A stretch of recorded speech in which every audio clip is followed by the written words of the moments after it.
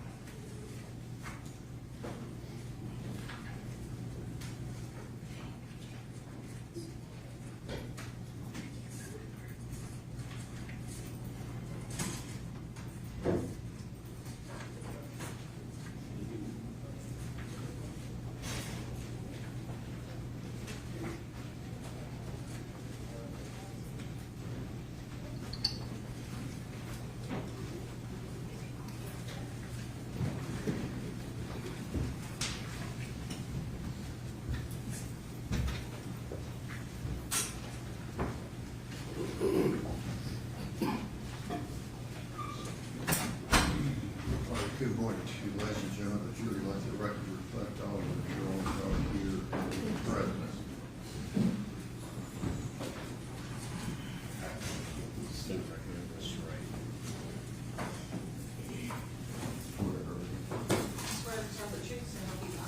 Yes, I do.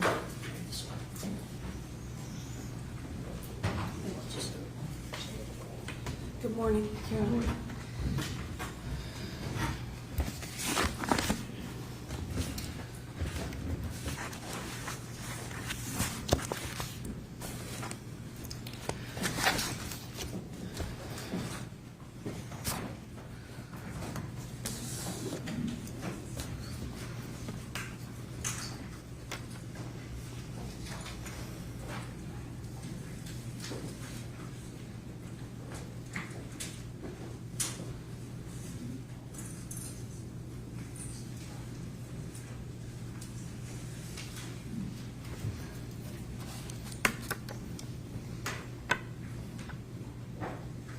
May I proceed, Your Honor?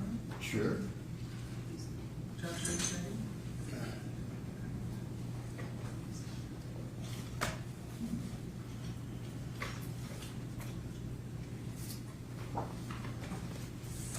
Good morning, Dr. Lindsay.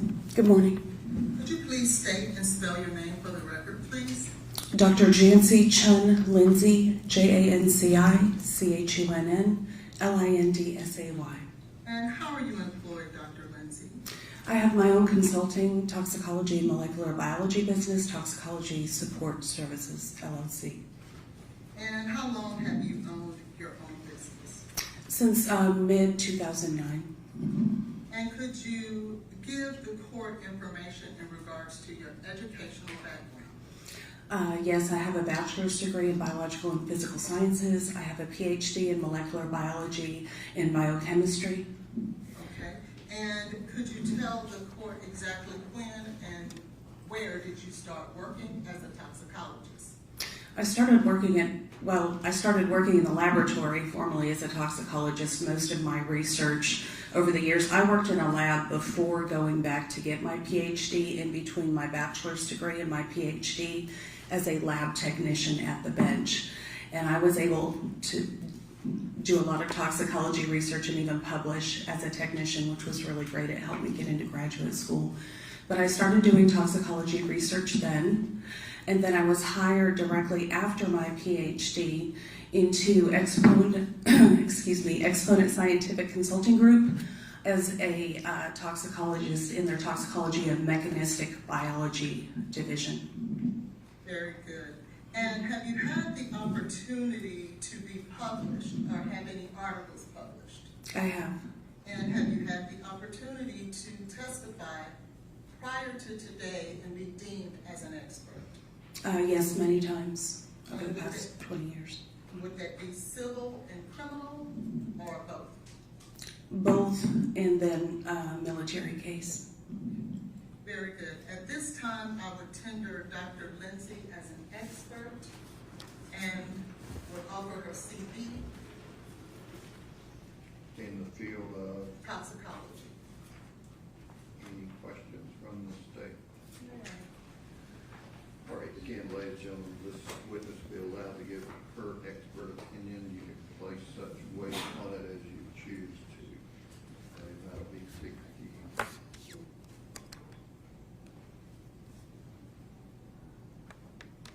Okay.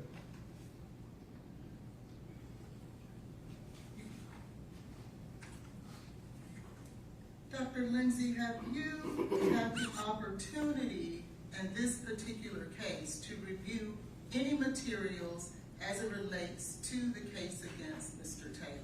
Yes, I have.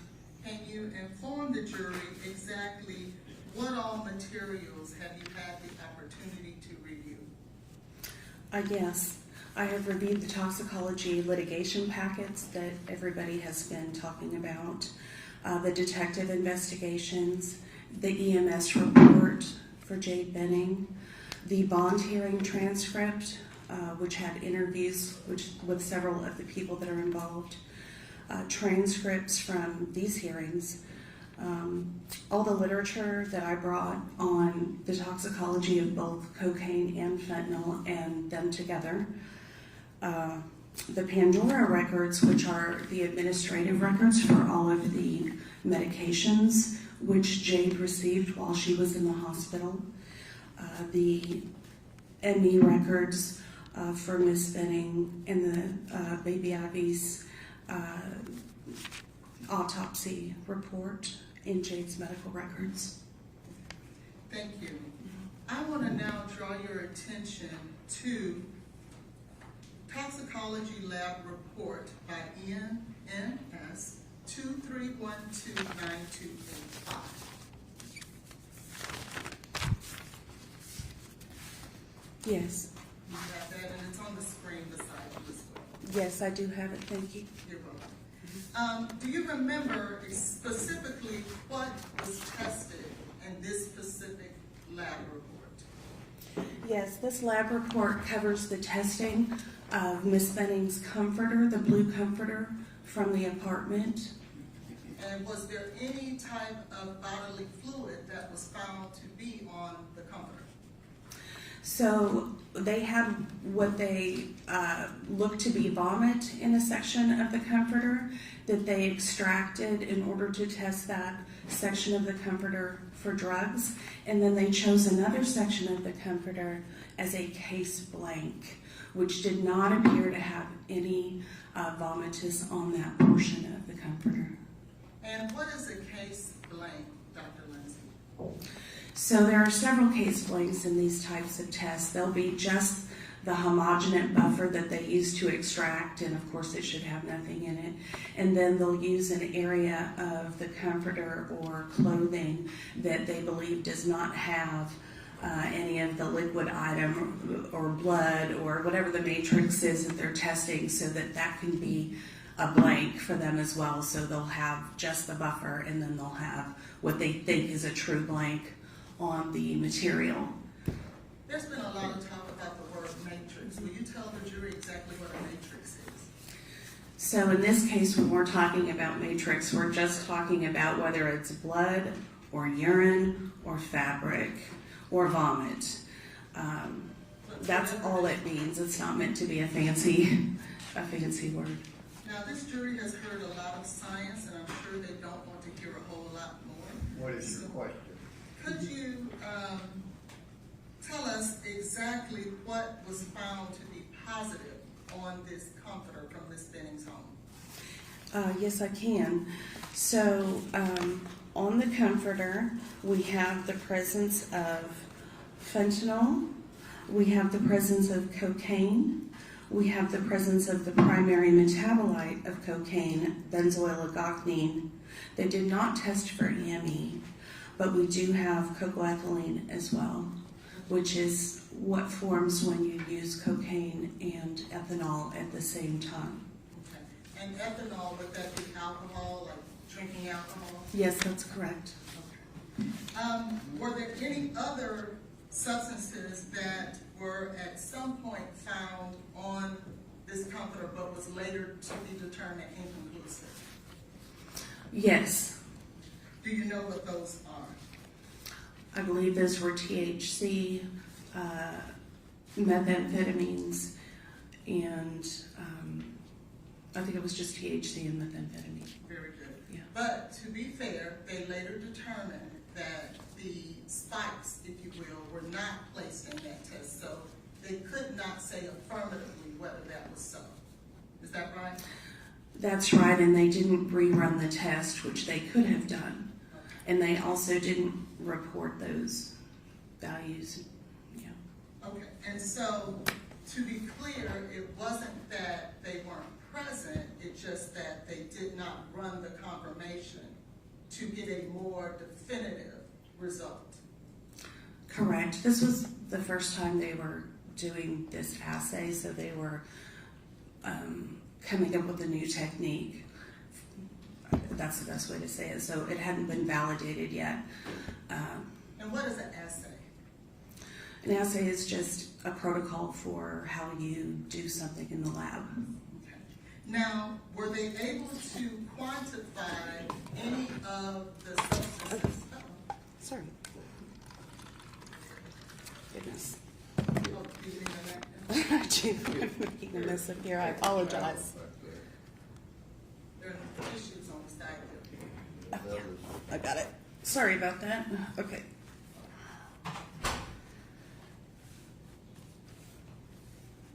Were they able to quantify any of the substances that were found on the company? Well, they purported to be able to quantify them, but not really, because there's no comparative.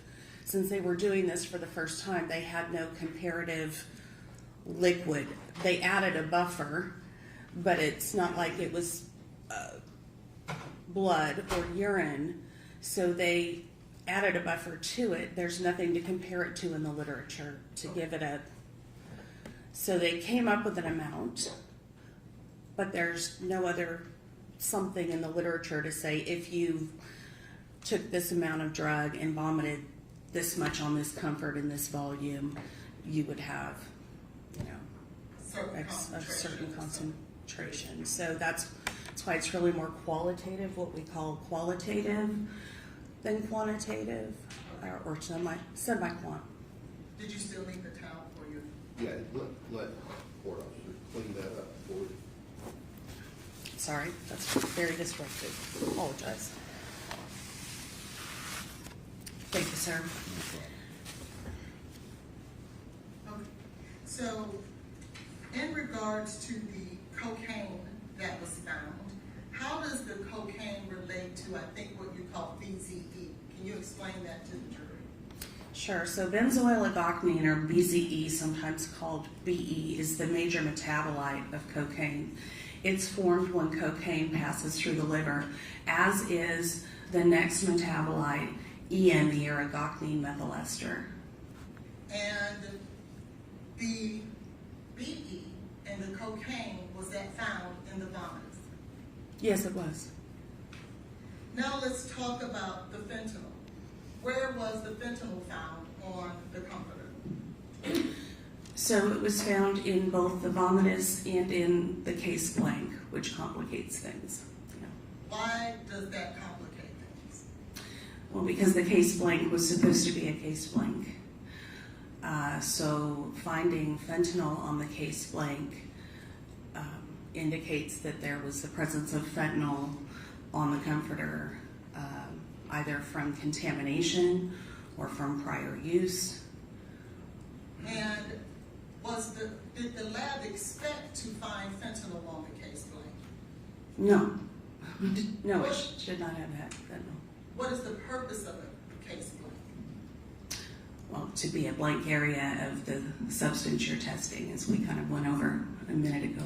Yeah. Is that the purpose, to see whether or not the instrument is working properly and things of that nature? Now that's another blank. So like I said, you'll have like a buffer blank, and then you'll have just another blank for the media that you're using, if that's possible in this type of a fabric test, or maybe you're testing an airbag or something else like that. Did they rerun that fentanyl to ensure that there was nothing wrong with their instrument, and to ensure that the fentanyl that they found outside of the vomitus was in fact a true presence of fentanyl? I don't remember if they reran that fentanyl, but I know that they validated that the fentanyl was there. Dr. Methune validated that the fentanyl was, or excuse me, Dr. Kolosky from CFSRE, I think, and Dr. Methune from NMS. And is Dr. Methune the actual forensic toxicologist who in fact performed the testing on this particular comforter? Yes. Now I want to bring your attention to the cocaethylene. Yes. Where was the cocaethylene found? So the cocoethylene was found in the vomitus, but not in the case blank. Thank you. And again, no concentrations could be attributed to any of these substances as it relates to the company. Well, comparatively, there's no ability to compare. So it's a semi-quant. They purported to have an amount, but what do you compare it to? Thank you. That's kind of the problem.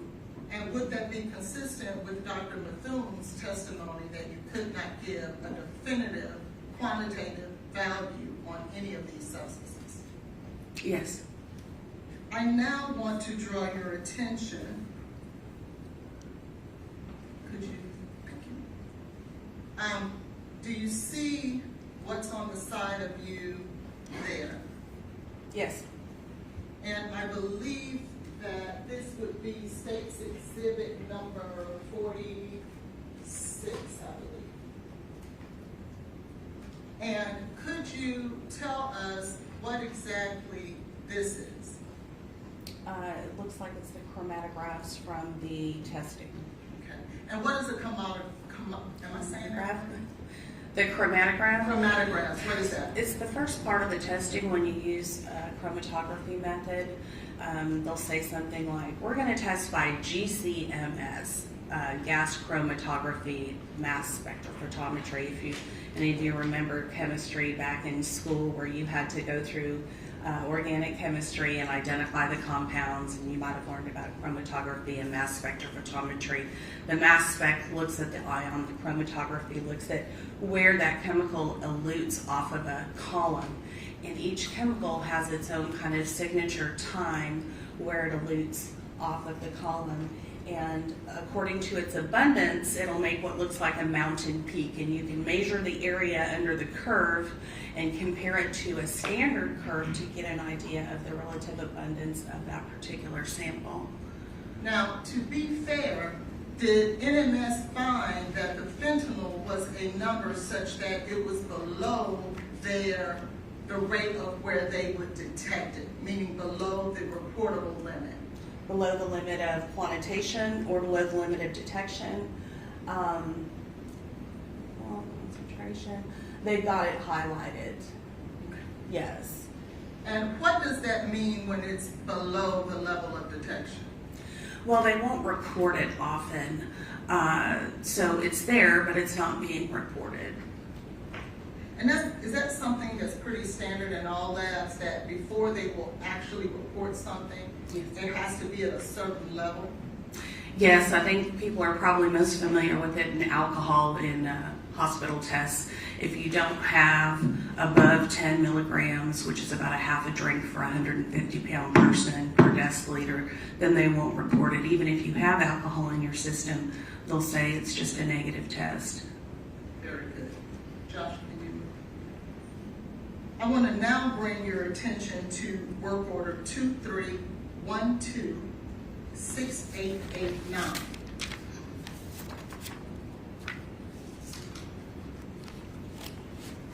And it is also on the screen. Mm-hmm. Yes. Okay. Can you tell us what exactly is this particular toxicology report testing? Yes, so this is the blood that was taken at the hospital at 10:31. Unfortunately, it was collected in the wrong type of tube in order to store the blood and the enclosed chemicals properly. Typically, in order to preserve cocaine, which is super susceptible to hydrolysis and degradation, we have to add some sodium fluoride and some other chemicals to keep it stable, or it'll just spontaneously degrade. But they used a clear plastic tube with no sodium fluoride or anything in the tube, which is problematic.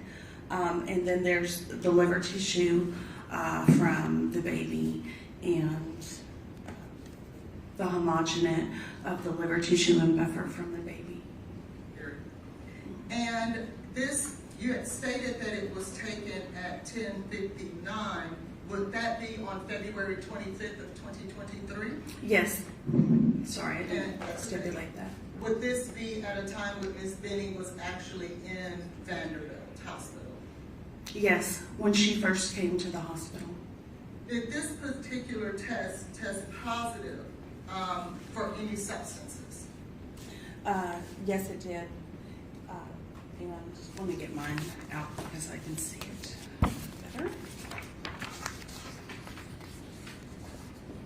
So it tested positive for the main metabolite of cocaine, benzoyl at 1,800 nanograms per mil, for cocaine at 78 nanograms per mil, and for agochnine methyl ester at 7,800 nanograms per mil, as well as for fluconazole in the baby's tissue, which is an antifungal at microgram per gram. So it was just a presumptive positive, a qualitative, what we call a qual instead of a quantitative.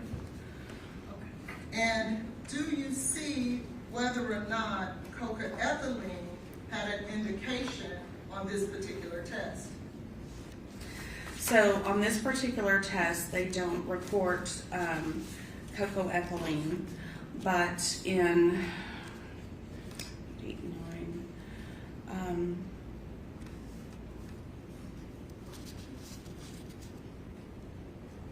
no, they don't. They didn't report cocoethylene in this test.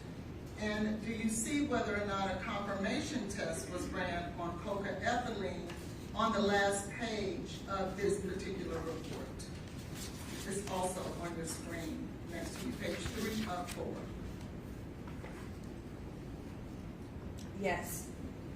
Why would a lab run a confirmation test on any substance? Because they had detected it in the,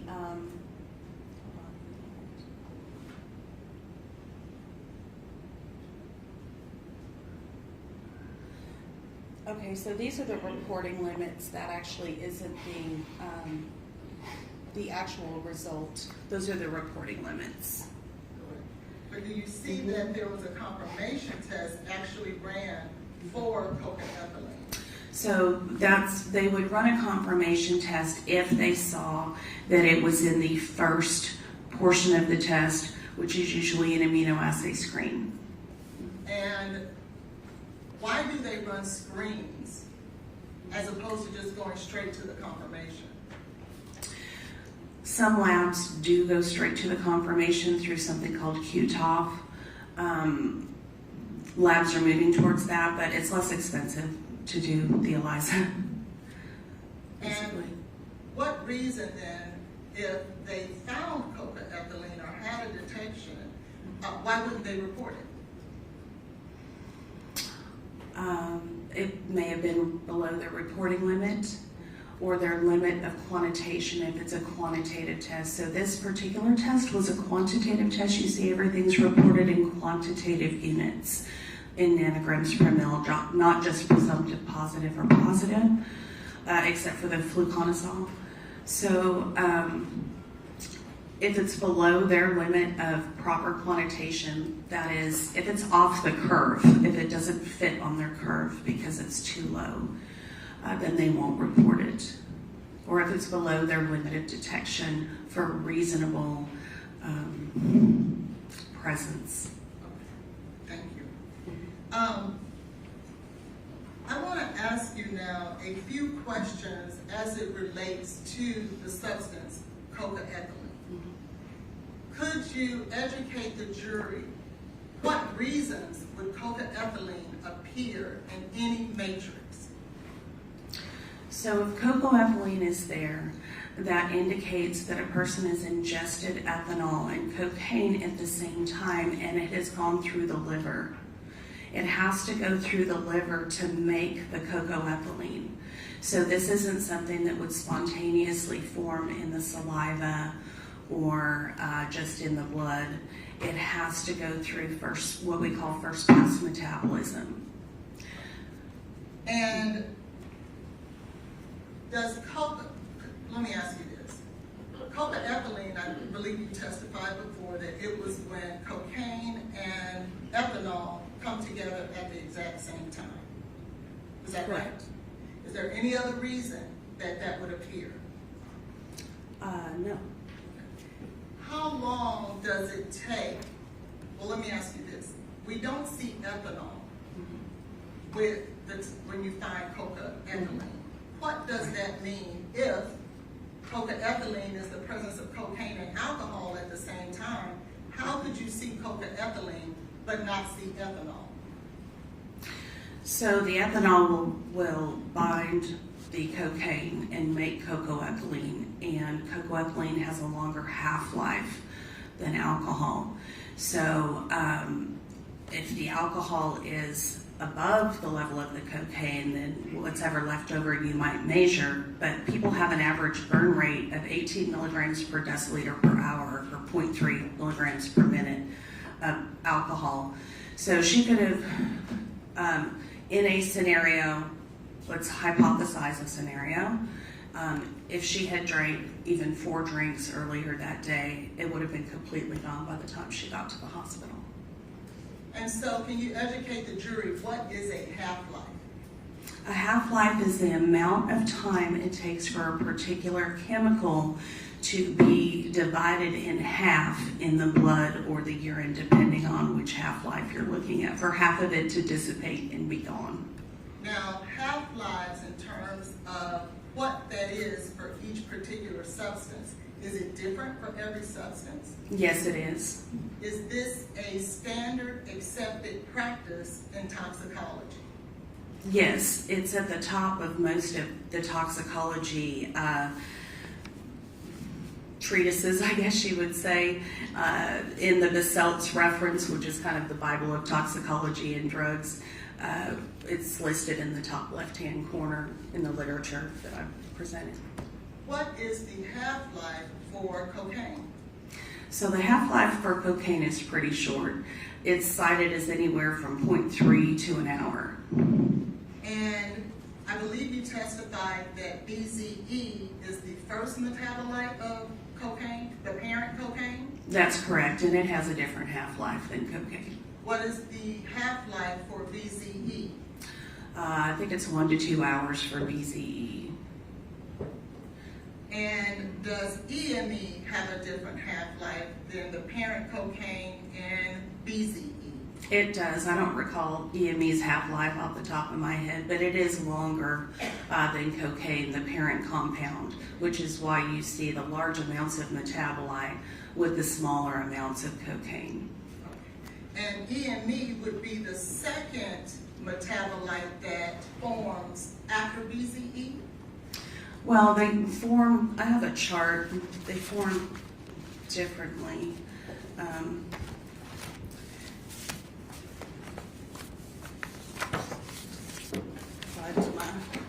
So BZE and cocaine are not, or BZE and EME are not the only metabolites of cocaine. There are several other metabolites, but those are the main metabolites of cocaine that are formed and measured in the pharmacokinetic studies that we look at to try to get an idea of how much should be in the blood or urine after a person ingests a certain amount.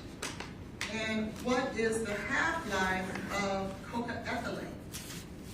So cocoethylene has a longer half-life as well. It's cited as different, anywhere from like 1 to 4 hours, basically. Some say 1 to 2, some say 2 to 4. Do you know what would be the difference as to why it would be 1 hour versus 4 hours? So inter-individual metabolism, co-ingestants. If a person's taking a particular drug, that can retard the pharmacokinetic profile for that particular drug because drugs use similar enzymes. So for cocaine, the main enzyme is CYP3A4. And CYP3A4 is a universal enzyme that metabolizes a lot of drugs, including fentanyl. And let me ask you this, what is pharmacokinetics? You just mentioned that. Could you educate the jury what that is? So pharmacokinetics is, I guess, the study of the metabolism of a substance and the ability to look at it over time, its decay over time. You can measure the pharmacokinetics. If you give a person dose X of a drug and you know what their weight is and you can estimate their volume, their body volume of blood, then you can graph a curve for how long it should take for that particular drug using the known half-life in different compartmental models to be exited from the body. As long as you don't have some other drugs that are using the same enzyme that are interfering with that curve, which is unfortunately what we have here. And would that be the equivalent that the jury could probably understand is if someone is pulled over for drinking while driving, and the police may want to try to figure out what was his blood alcohol level at a certain time, you know, if they did get it particular. Is that the same as the extrapolation of alcohol to get that quantitative number? Yes, there's pharmacokinetics for alcohol, and we just discussed them a little bit ago, that 18 milligrams per deciliter per hour burn rate, and I do that all the time. Okay. And so were you able to guesstimate or try to determine, given the cocaethylene that was found in the vomitus of Ms. Benning, were you able to utilize pharmacokinetics to get an idea as to when you would have thought that Ms. Benning would have ingested cocaine and alcohol at the same time? So, I guess first of all, it's an assumption to say it was an oral, she ingested something orally, right, beyond the alcohol. We don't know for sure with the cocaine, right? Okay. And second of all, we have to allow for the pass through the liver for it to show up in the blood. Okay. So, we would say in the past few hours.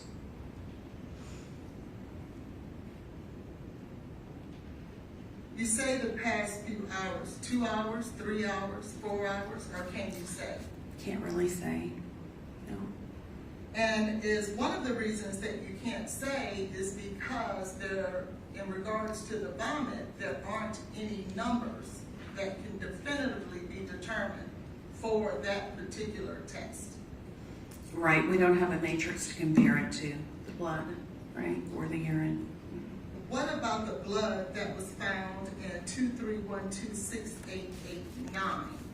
Are you able in any way to try to determine the pharmacokinetics in that regard? So this is the tube that didn't have the preservative in it, the plastic sample, and we know that cocaine is very volatile. However, we don't know to the extent that it was volatilized, or hydrolyzed, excuse me, not volatilized. And what I mean by that is I think earlier Dr. Carney tried to infer that Ms. Benning had a 78 cocaine level when she came to the hospital, and then they drew her blood, and then it all just spontaneously hydrolyzed to the tube. And I think that is very incorrect to say. One, it's not possible because cocaine is metabolized so fast. Some of it would have metabolized already by the time she got to the hospital, no matter when she took it, because that 0.3 to an hour. And two, because these numbers, if I just saw these numbers, I don't mean to interrupt you. When you say these numbers, are you speaking of the BE at 1800, the cocaine at 78, and the EME at 7800? Yes, the smaller amount of cocaine at 78, the BZE at 1800, and the large amount of EME. If I knew nothing about this case, I would think that this was a person who would use throughout the day and had stacked because of the large amount of metabolite. Now, what does that mean practically for us? And the tube that doesn't have the proper preservative in it, it means we don't know. We don't know what that number should have been. We don't know if it was higher in cocaine and it just hydrolyzed. Or we don't know if it indicates there was stacking or use going on during the day. Okay. And why don't you From know? a toxicology perspective. Okay. Yeah. Why don't you know? Because there wasn't any preservative in the tube. And so we don't know whether half of it hydrolyzed, all of it hydrolyzed, some of it hydrolyzed. So are you stating then, Dr. Lindsay, that the pharmacokinetics as it relates to cocaine is determined once that cocaine is preserved properly, and that's when you get more definitive numbers. Absolutely, 100%. Yeah. And so when Dr. Kotulski stated also that he would not agree to add the EME and the parent cocaine to get a definitive number, you would agree with that? Yes, but for a different reason. I wouldn't do that in a good cocaine sample Okay. because they have different molar ratios and different half-lives, so they won't be present in a one-to-one. It's not an apples-to-apples comparison. You might get a relative sort of abundance, or what's better to do is to compare it to what's in the literature when they give measured amounts of cocaine, and then they record what 10 people have in their urine or their blood 2 or 3 hours after they give the dose. And that, I feel like that is a better mechanism to try to get at that. To that point, did you ever review other material and ascertain that 2 days later, Ms. Benning's blood tested positive for cocaine and had a measure of 69 nanograms per milliliters of cocaine? Yes, I did, which would be pretty impossible by normal pharmacokinetics if the half-life was maintained as it would be with cocaine alone. What do you mean by that? She would have had to use an elephant's worth of cocaine at the high end and anywhere from like 6 to 14 8 balls at the low end. 4 to 16 8 balls. What is an 8? 16, yeah. What is an 8 ball? 3.5 grams of cocaine. And that's the low end. So the pharmacokinetics don't make sense. So why? Why don't they make sense? So the co-ingestion, I'm going to get a little water and I'm not going to spill it this time. Promise. The co-ingestion of fentanyl or the co-use of fentanyl with cocaine, whether it's ingested or not, they both use the same enzyme, that's CYP3A4. They also both inhibit the clearance of each other. So fentanyl inhibits an enzyme that pumps cocaine out of cells. And fentanyl also causes dopamine to accumulate at the synapse, which is the main mechanism of action of cocaine. What does that mean? That means if you use them together, you don't have the same half-life. You have cocaine hanging around longer and you have fentanyl hanging around longer. And because of that, you increase the toxicity of the two drugs and you lower the threshold dose at which toxicity occurs. In short terms, using them together makes them much more toxic at a lower level.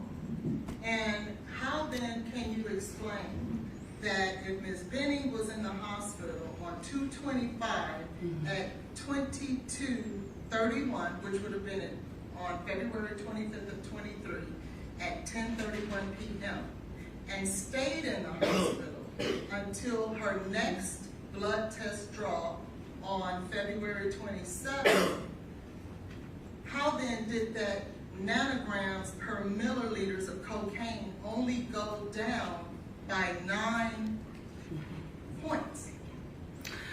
So, one, it probably didn't just go down by 9 points.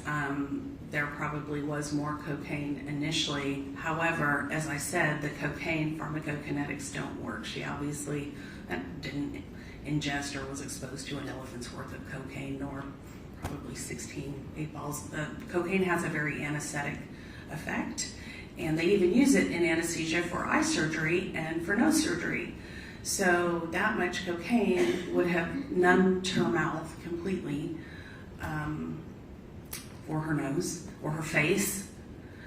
It's just not probable. So what is probable is that the pharmacokinetics of using fentanyl and cocaine together retarded the clearance.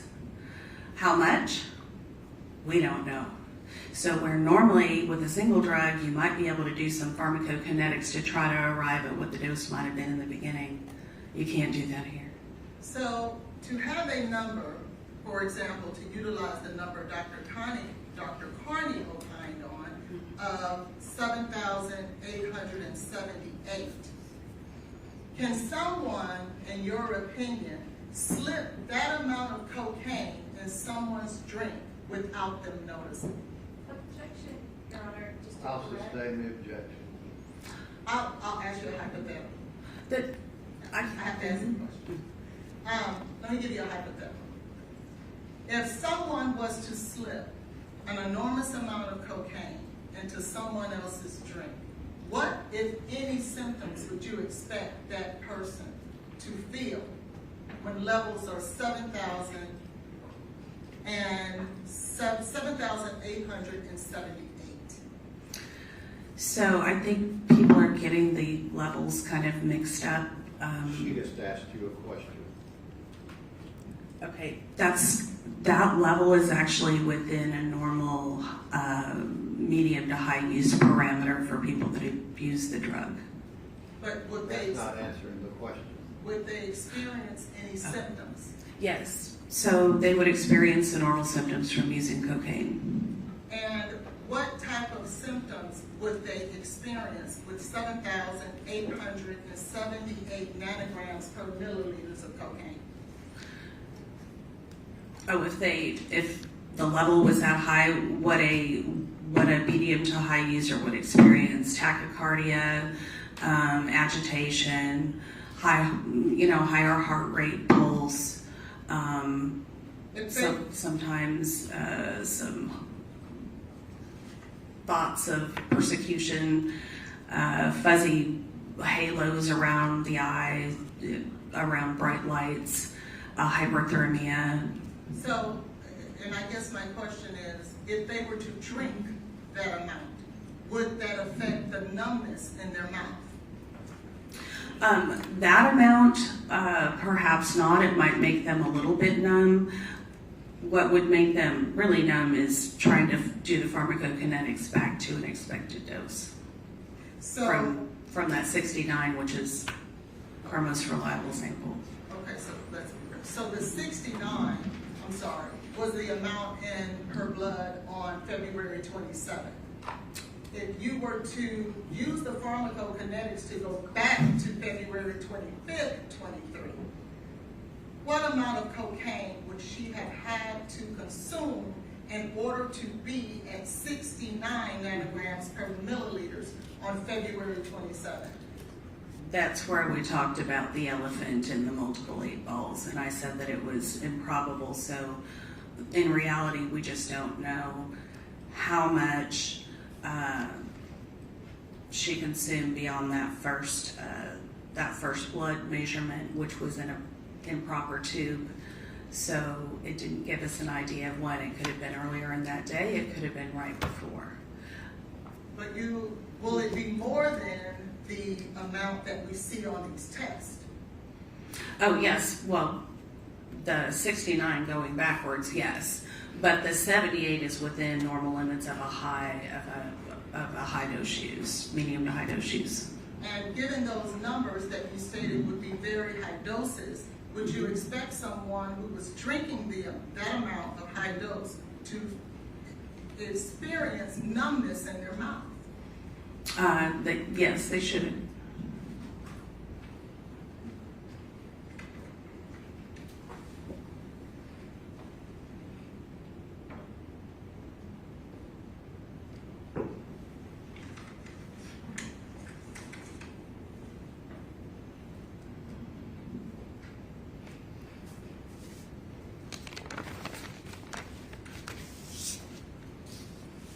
I want to ask you a question in regards to liquid cocaine.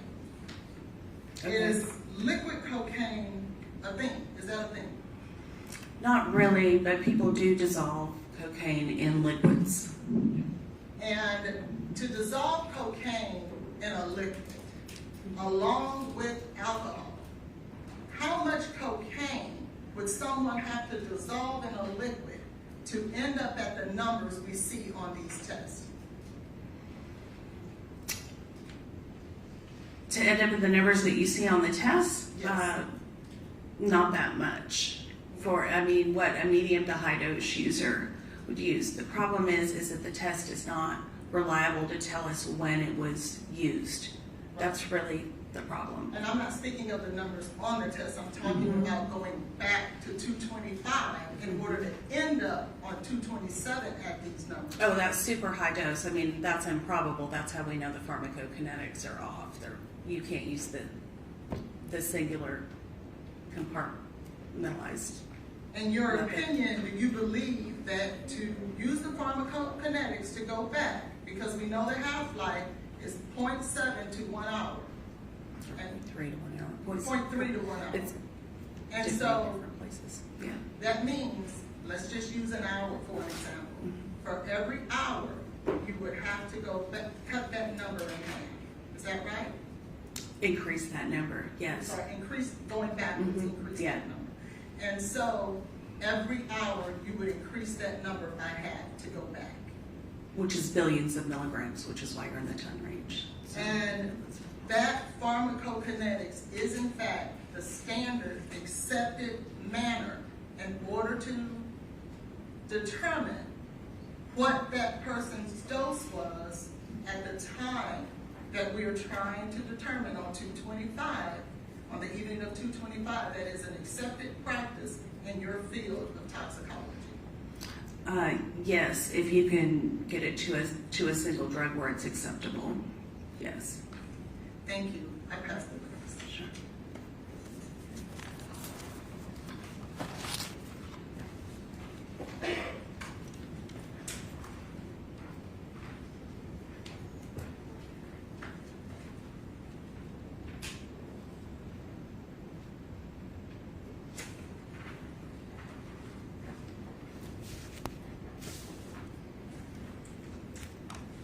Dr. Lindsay, so you claim that you've reviewed several things in this case file, correct? No, I reviewed several things in the case file. That's what I just said. I think you said I claimed to You review. claim to, I'm saying, you said that you reviewed the toxicology reports, the detective investigation, you said Yes. the EMS, That's I guess correct. the reports. Yes. Have you been watching all the testimony this week? I've been watching most of the testimony. I tried to watch most of it, yes. Okay. And you reviewed the bond hearing transcript, correct? That's correct. And the Pandora records and the medical examiner records, correct? That's correct. And so you heard Dr. Carney's testimony before this jury, is that right? That's correct. And you heard Dr. Kowalewski's testimony before this jury, is that correct? Yes, that is correct. And you also heard Dr. Midthen's testimony before this jury, correct? Yes. Okay. And so you were talking about the methamphetamine and the marijuana that came up in the assay test on the comforter. That's what you started out talking about. Do you remember that? I remember it was mentioned, but that was one of the side tests that were done, or one of the results that came up, but it wasn't validated. Correct. It wasn't validated because they can have false positives, correct? I believe it wasn't valid, well, yes, because of the iron ratios, they weren't correct. And that's what Dr. Midthen testified to, is that it could be a false positive. It did not mean anything. She just noted it, correct? That's correct. And you would not report out something that is that low level, correct? So there was a difference between the ion ratios being off and it being a low level. I don't believe she said that they didn't report it because of the low level. I can go back and check the testimony, or you can put it It up. was the ion ratios were off. It was something that she couldn't report, correct? Right, and they didn't run it again to see, because I think they were concentrating on the cocaine and the fentanyl, so, yeah, they only ran it that one time. You would agree that Ms. Benning had multiple tests run and none of them tested positive for methamphetamine, correct? Oh, correct, yes. Okay, and none of them tested positive for marijuana either, correct? Correct. Okay, and also when she got to the hospital, she did not have alcohol in her system. That came back negative, correct? No, you can't say that because the reporting threshold is 10 nanograms per mil. So as I discussed earlier, anything below that 10 nanograms per mil will be reported as a negative. Okay, but So we can only say that it was reported as a negative, that it was either negative or less than 10 nanograms per mil. okay, so if the cocaine was dissolved in a very small amount of alcohol and put in her drink and she ingested it that way, Yes. that would explain the cocoethylene that is apparently so incredibly important. It would have to be a larger amount of ethanol, not just a little bit, in order to come up in the assays. So we're not talking like a teaspoon. I think somebody had said something crazy like vanilla before. Well, you just said somebody said something crazy. That's interesting because you're saying that it came up in the comforter, the cocoethylene, correct? In the vomitus, yes. Okay, but Dr. Mithen's report specifically does not even have a numeric value. The response was so low. Yet it's still persisting in other matrices a couple days later, so it just hadn't formed all the way probably. It literally does not have a numeric value. That is how low it is. Okay, but it's still persisting in other matrices days later, so we know that it was at a higher value then, even given its half-life. Days later, when she's in the hospital receiving medication after medication after medication, trying to keep her alive on life support because she ingested liquid cocaine. Correct? We don't know that. Dr. Lindsay, you have heard Excuse three me. experts You don't need to raise your voice. testify. Your Okay, Honor, I have a heard- seat, Ms. Collins, just ask your question in a reasonable manner. Dr. Lindsay, you have heard three experts testify that it was ingested and it had to be a liquid. It was in her drink. Are you testifying? Because there's Ma'am, Please nothing. don't interject yourself. Just keep yourself calm as well. You don't ask questions, okay? I'm sorry. Okay. There is Now, nothing. what is your question? You said three experts said X. What is your question? You've heard the three experts testify that it was ingested orally, correct? I've heard them testify that it could have been ingested orally. Have you heard them testify that there was no evidence that it was ingested in any other manner? No, I haven't. You haven't heard that testimony. I have not. If you point it out, I would be happy to look at it. Okay, so you didn't hear Dr. Carney's testimony when she described her autopsy. That wouldn't show you whether it was ingested orally or by any other manner. Okay, and Dr. Lindsay, you went on and on about pharmacokinetics and calculating a dose. Did you provide your calculations? Did I provide my calculations? No, but anybody can do them.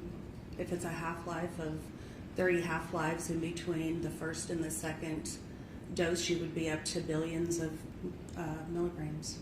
Okay, so you don't have any math that supports that at all for pharmacokinetics? I did it at one time, but it was so off the chart, I knew that it was incorrect.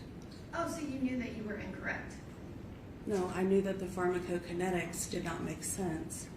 Well, So did anybody it- can take, the other experts didn't do the same calculations, and they could have, or they should have. They would have seen right away that it was not possible. Well, you're saying it's not possible because you're refusing to acknowledge that it was ingested in liquid form, correct? No, I'm not. I'm saying we don't know. It could have been ingested in liquid form, or it could have been used in another form. We just don't know. Well, that's what you're saying, that you just don't know. But Dr. Carney was very positive when she did her autopsy report. That- So, Wouldn't have shown, an autopsy report would not show whether someone had ingested it orally or ingested it through insufflation or injection. An autopsy would not show that. Dr. Lindsay, are you a forensic pathologist? No, I'm not a forensic pathologist, but I'm a toxicologist, and it would not show that. If you want to describe how it would show that, maybe that could enlighten me. Dr. Lindsay, I am asking you the questions. Okay, and I'm Have you correcting ever you. performed an autopsy? No, Yes or no? no. Okay. Did you hear Dr. Krolewski's testimony where he said that he would not even attempt to calculate using pharmacokinetics to try to calculate the dose? He doesn't do that regularly in his practice. He's more of an analytical chemist. It was clear by the way he answered the questions, and that's why he wouldn't do the pharmacokinetic calculations. That's more of a biochemistry type thing. Dr. Lindsay, that was not Dr. Krolewski's answer. You do know that, correct? I listened to his testimony, and that's how I knew he didn't do that. He didn't do it on a regular basis. He's more of an analytical chemist toxicologist than a strict toxicologist who does pharmacokinetic modeling. I think he was open about that.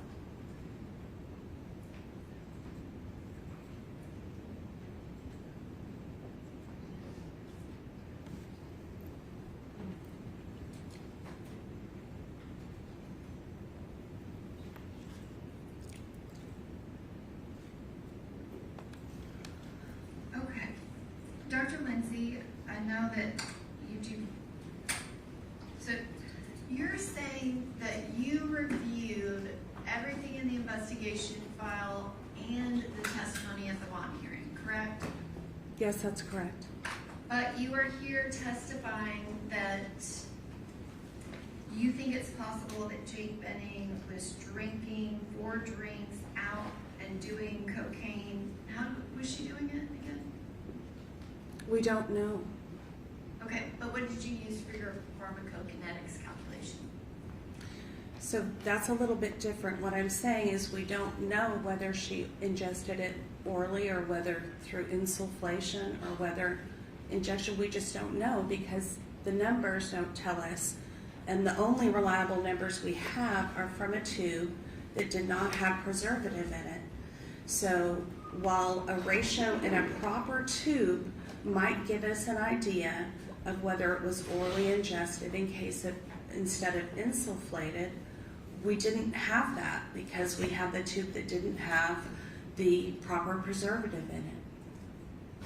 Okay, so my question is, for the pharmacokinetics that you testified about, I think at one point you said 16 8 balls. What was the ingestion method that you used for that pharmacokinetics calculation? So I did assume an oral bioavailability for that. Oh, gosh, should have been using that before. So you assumed liquid cocaine. Cocaine taken orally. Dissolved in a liquid. It doesn't have to be dissolved in a liquid. It's the same thing if you take it orally or food, liquid, whatever.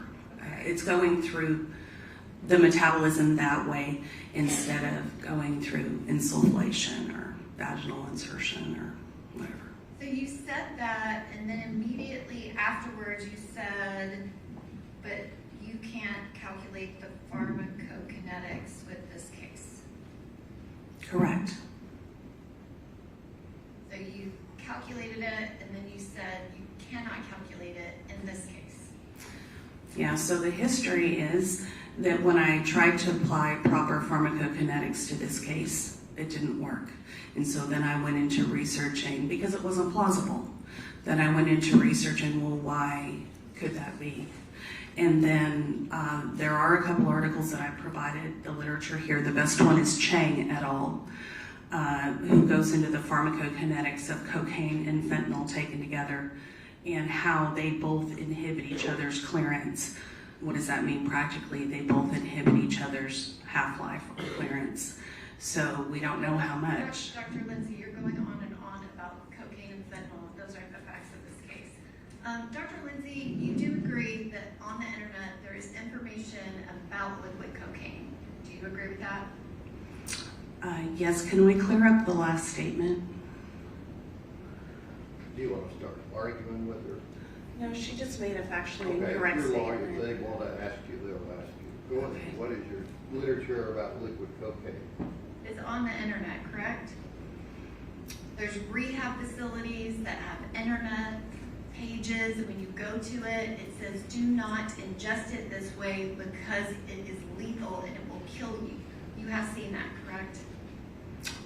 Yes, if you orally use cocaine, you can overdo the amount because the bioavailability is less and it takes longer to absorb. And it is known to cause death. It is lethal, correct? No, lots of people use cocaine that way. I mean, it's not preferable. You kind of waste part of the drug, but apparently the high is supposed to be better. The problem is the fentanyl along with the cocaine, which lowers the threshold dose of toxicity. Okay, so if a website says that it increases the risk of sudden death, you're just saying not really, even though. I'm saying it doesn't cause death in all cases. Objection, Your Honor, speculation. But it can cause death, and there is information on the internet that warns people about that. Don't you agree? Objection, Your Honor. Okay, I'll overrule the objection. She's going to answer, I think. Yes, of course it can cause death. It depends on the amount. And you would agree too that there is a lot of information on the internet about cocaine and that it can cause a placental abruption or a spontaneous abortion if used when pregnant, correct? Cocaine can cause myocardial infarctions, including things like placental abruptions. Yes, it can. I mean, this is the U.S. Department of Justice, 1988, cocaine use in pregnancy can lead to spontaneous abortion of the fetus. Yes, it can also lead to birth of those babies, which everybody knows about, the crack babies, the cocaine babies that are adopted, thankfully. Thank you, Dr. Lindsay. Any other questions? Yes, Your Honor.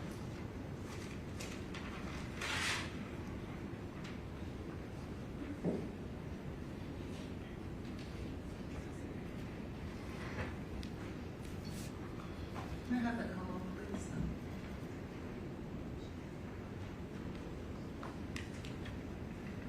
Pardon? I was asking him if I could utilize the,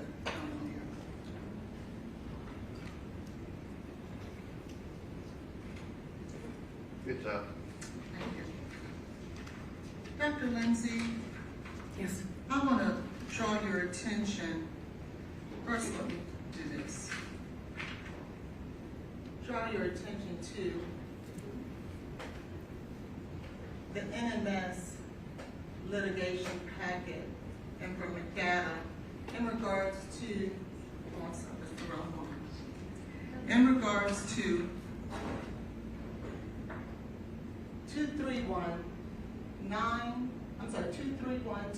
2312-9285. Do you see that? I do. And do you see the window for cocaethylene?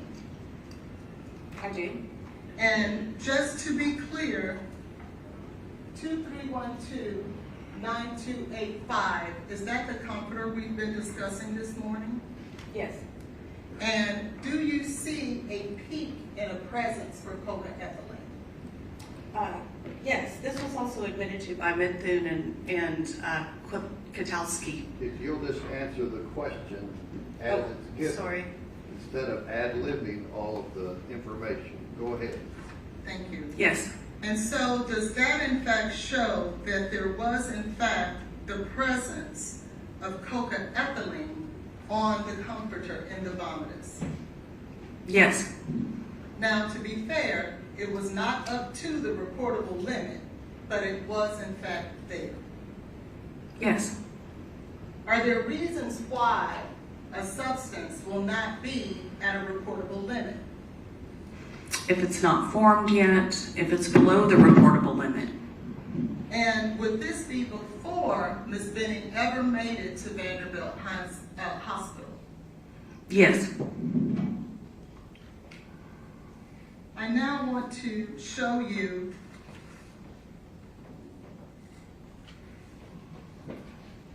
Again, NMS Laboratory Report 231-29285. Do you see that? Yes. That is the same number associated with the comforter. Is that right? That's right. And do you see the fentanyl peak in this window here? Yes. And is that peak a representative of, in fact, fentanyl being present in the vomitus on the comforter? Dr. Midthun testified that it was, yes.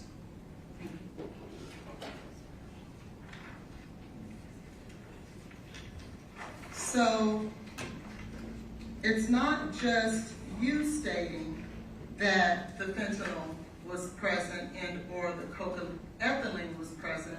This is NMS lab data that was performed by Dr. Methuen. Yes. Your Honor, may we approach briefly? Okay.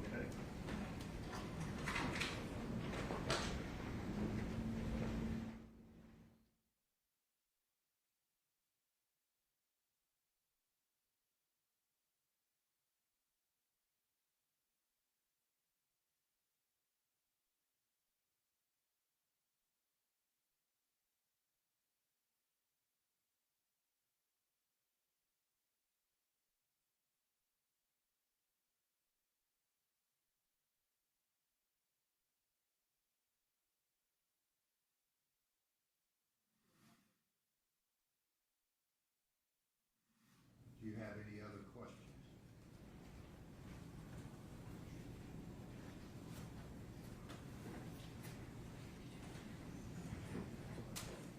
Finally, Dr. Lindsay, is there any type of treatment at a hospital that will cause you to test positive for cocaethylene? No. Thank you. I'll pass Not it. that I know of, I would Thank say. you. I'll pass it, please. Any other questions? No, Your Honor. Thank you, ma'am. You can take- Thank you, Your Honor. Now, you would- At this time, Your Honor, the defense will call Dr. Kelly Larkin. Okay.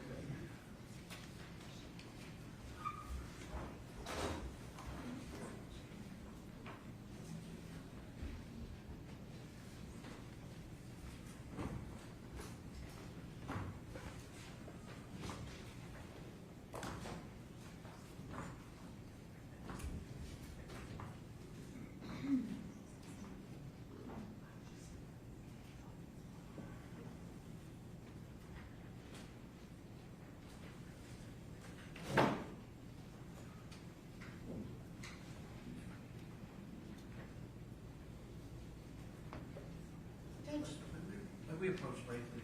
She's coming in.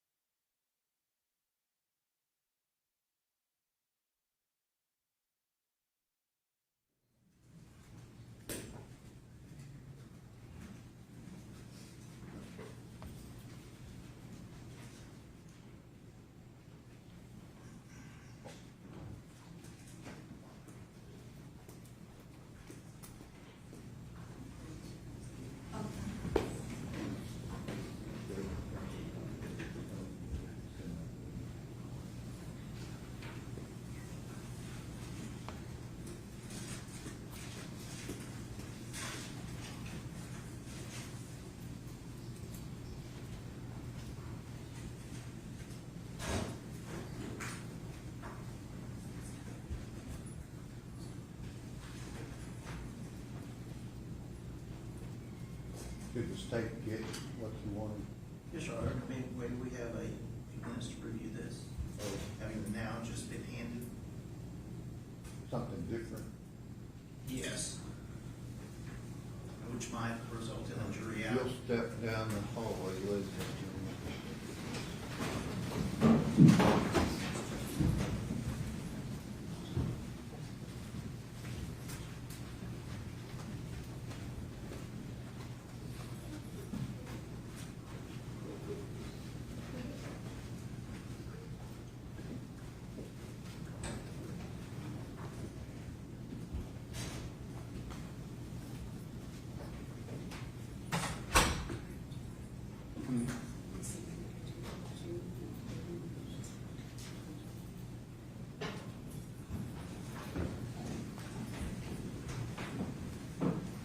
What do we have different, Ms. Holland?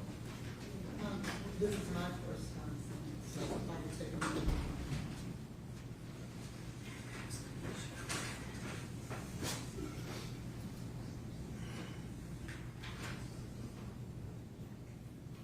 This just appears to be notes that she took. The first page are notes that come from the testimony, 911 call that Mr. Taylor made. There is testimony notes from Najee Jackson. She has names here of the EMTs. She has some medication notes from the medical records. And all of this just was generated overnight. And it's not original thoughts, it's just notes that she took from the records that. All of that was generated overnight. Yes, Your Honor. Yes. What does that mean? I'm assuming she took notes in regards to when she and I met and we went over what she would testify about today. How long does the state need?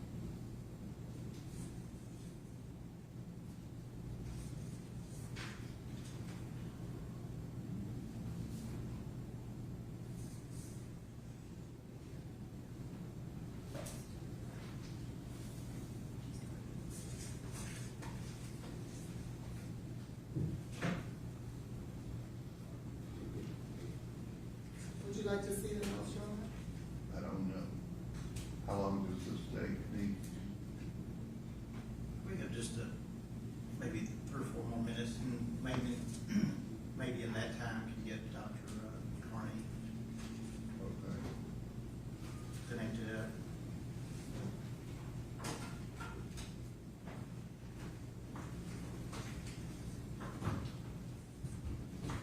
How long is it gonna take to get Dr. Carney a link? We just sent it to her. Oh, okay. Somebody told me 20 minutes. That's what, initially, Judge, they actually said 30 minutes. So, And then we cut it down a whole lot. and just, I'm trying to see when, I don't know if it'll be this week or next week when we finish the proof, but you're planning on calling Mr. Taylor? Carl Taylor? No, we've decided not to. Oh, okay. So this would be the last witness? It would be. Oh. All right. Court in a 10-minute recess.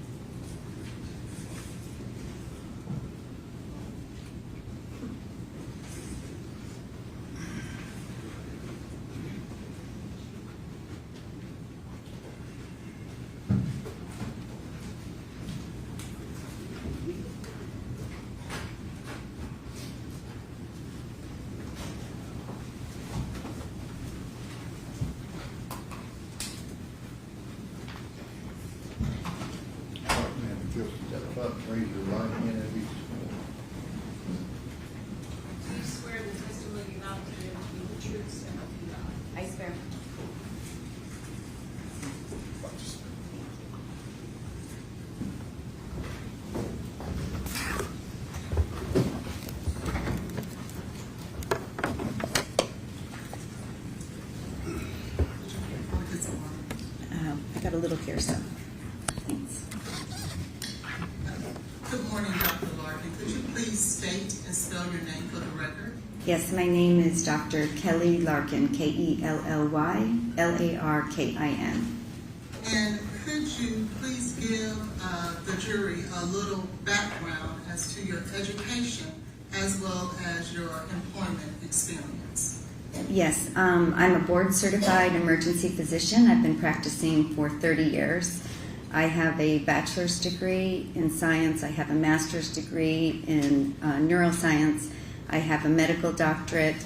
And following completing medical school, I did an emergency medicine residency training for 3 years. Following that, I was invited to take the board examination to become board certified. I took the written boards. Once I passed that, the next year I was invited to take the oral boards. Once I passed that, I was a board certified emergency doctor. Since that time, every 10 years I have to recertify. So I've recertified twice now. And so I'm still currently a board certified emergency physician. And for the past 30 years, I've worked exclusively in emergency departments, mainly in Houston, Texas area. And have you had any publications as it pertains to articles and or any type of treatise? I've had some publications from like graduate school and some small publications. And have you had an occasion to also teach? Yes, I've been a associate professor at University of Texas, so I've taught medical students, residents, paramedics, different emergency providers over the years. Have you had the occasion to testify before and been certified as an expert in emergency medicine? Yes, I have. At this time, I would tender Dr. Larkin in the area of emergency medicine. Any questions? No questions. Okay. All right, again, ladies and gentlemen, this doctor will be allowed to give an expert opinion in emergency medicine, her field, and you can place such way that you choose to apply. And at this time, I would tender to the court Dr. Larkin's curriculum detail. Okay, 363. Dr. Larkin, in preparation for your testimony today, did you review any of the materials that were involved in this case? Yes, I did. I reviewed the medical records, the EMS records, the 911 call, some of the toxicology reports, some of the transcripts from some of the testimony this week. At least that much. Probably some other things too. I want to go right to it and take you to, Josh. I want to go right to the 911 call on February the 25th, 2023. Do you remember reading the information in regards to that particular call made by Blaise Taylor? Yes, I do. And did you have the opportunity to also read the EMS and the fire department's records as it relates to that 911 call? Yes, I did.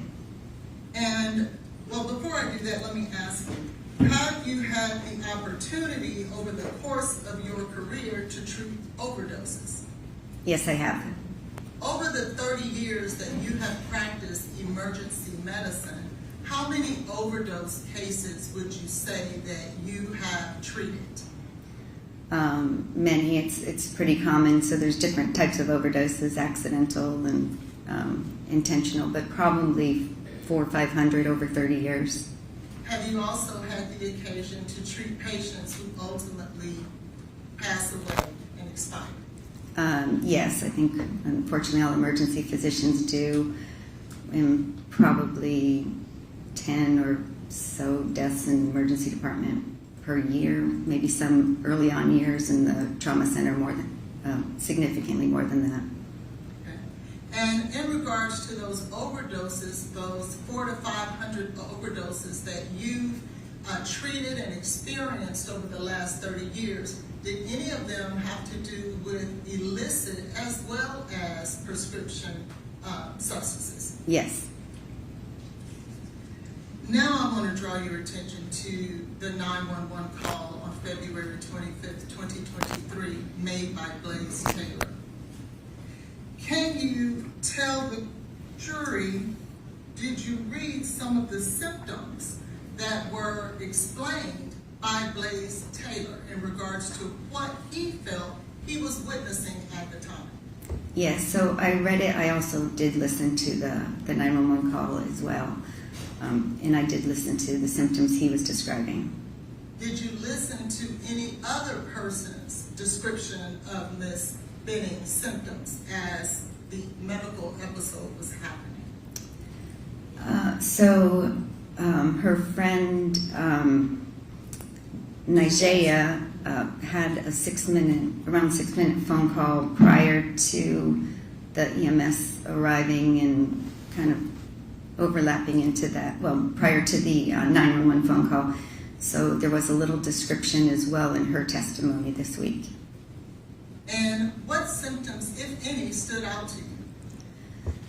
So if we start with her friend Nigeria, the phone call started and the way it sounds over those 6 minutes, towards the end of the call, she was not really able to understand what Jade was saying, whereas in the beginning of the phone call she could understand what Jade was saying.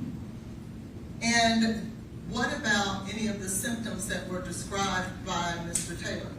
Yes, so Mr. Taylor described to the 911 operator a couple different times. Initially he said that she had spit coming out of her mouth and that she was shaking. And then as the 911 operator was asking more questions about her status, he said that it sounds like she's snoring. Was that a significant symptom to you? It's a very significant symptom. We worry a lot. So snoring in a normal patient, this is not normal sleeping, is really a medical emergency. It means that they're relaxing the muscles in the back of their throat, impending respiratory arrest, not able to continue to breathe normally. And what's interesting is, I work in an emergency department where we have a lot of cancer patients, and so we give a lot of fentanyl in particular and a lot of opioids, and we really watch when we're giving those doses to make sure, and if the patient starts snoring or we see that that's too much, we realize, they have to be reversed. So it's something we're very familiar with and very concerning. And if you would look on your screen, do you notice there that you'll see on line 48, do you see what it states there?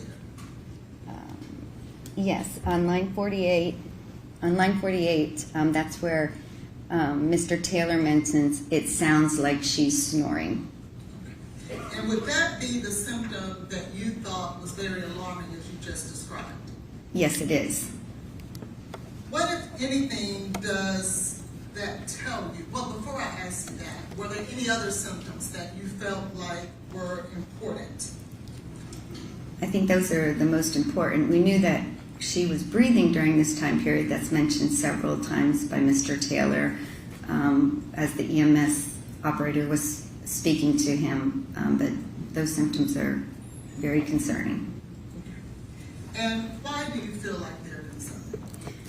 Because, as I mentioned, when someone gets to that state where they're not breathing normally or they have sonorous respirations, that means that they're not getting oxygen delivered around their body, to their brain, to their heart.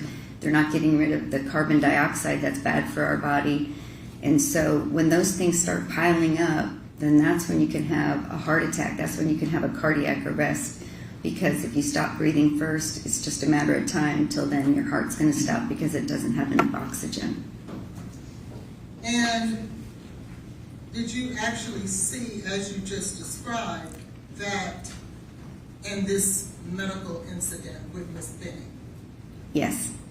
Did you have the opportunity in preparation for your testimony today to not only listen to the 911 tape, but to look at the emergency records in this case? You could go back, Judge. Yes, I did. And what I mean by that is from EMS and the fire department. If you could blow up the pre-hospital care report, the second. Yes, thank you. Do you notice in this report narrative where it states that the patient's boyfriend stated the patient was 4 months pregnant? Yes, I saw that. Now, I want to also ask you, did you also review the Emergency Communications Center information? Yes, I did. And did you also review another CAD incident report from the Emergency Center? Yes, I did.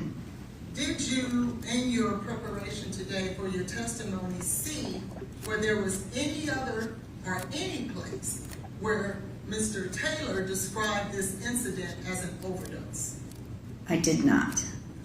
Did you see that someone did describe it as an overdose? Yes. And who was that? So initially, it says that Medic 35 was dispatched to the location for an overdose. So the way that works is typically the 911 operator would have sent information to dispatch the ambulance, and they would have told them that was what their initial dispatch was for an overdose. Did you have an opportunity to listen to the 911 call that Mr. Taylor made in regards to this incident? Yes, I did. Did he ever describe this as an overdose? He did not.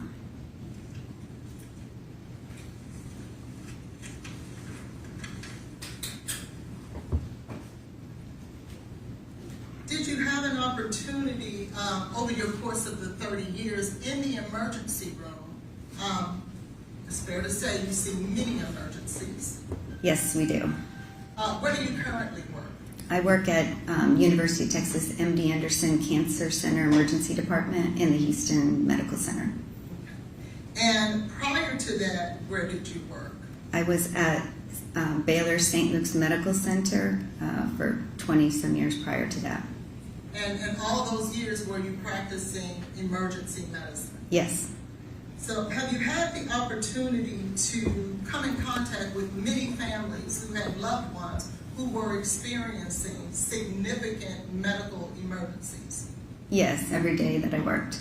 And sometimes those medical emergencies ending in death. That's correct. And can you tell this jury whether or not there's any one way that you've seen a person respond to a familial medical emergency with a loved one? Absolutely not. Everyone behaves differently in these emergency situations. I think it's common. Everybody behaves differently in just any emergency situation. So now if you're in an emergency department and a loved one is sick or something is going on, some people are calm and you can tell they're upset. Some people are a little more excited.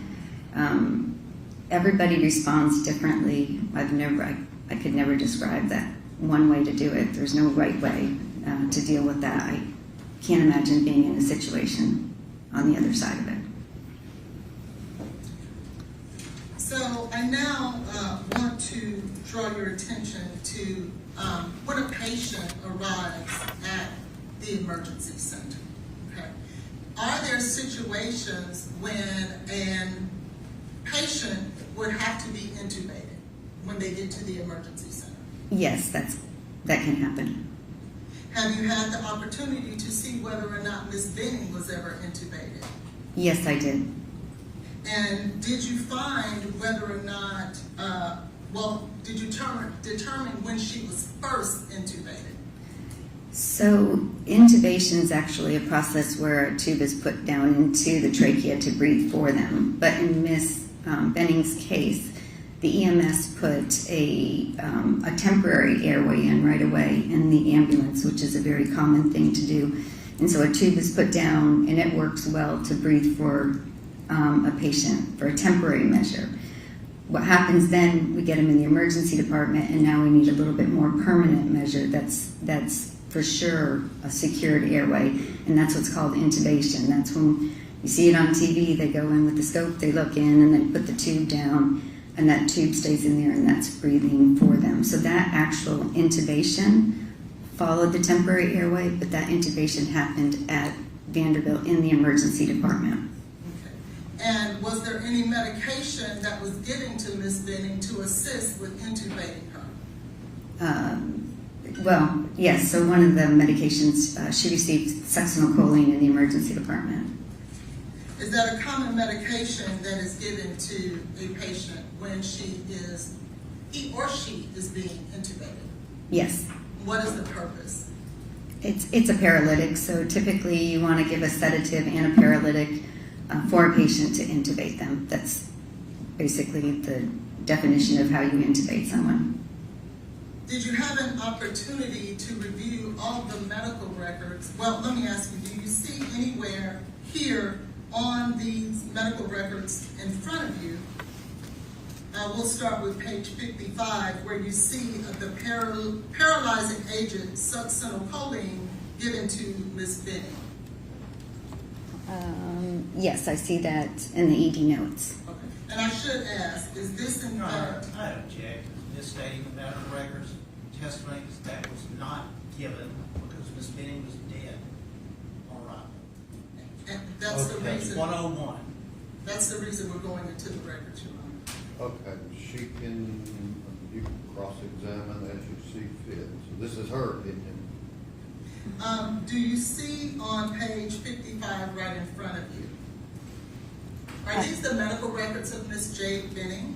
Yes, these are the EPIC medical records from Vanderbilt. And can you circle, if you can, the top right corner with your finger where it states these are Jade Benning's medical records? Can you circle, if you see where it says ED notes, and if you were to go down there, Oops, sorry. if you were to go down maybe 9 or 10 lines, do you see where it says paralyzing agent succinylcholine? Yes, I do. Could you circle that for the jury, please? And could you read that for the jury, please, that notation that's made? Yes, so in the ED notes, it says paralyzing agent, succinylcholine, injection, 76 milligrams, and then it was given on 2/26/23 at 00:52. Would that be the late night, early morning of February 26th? Yes, early morning.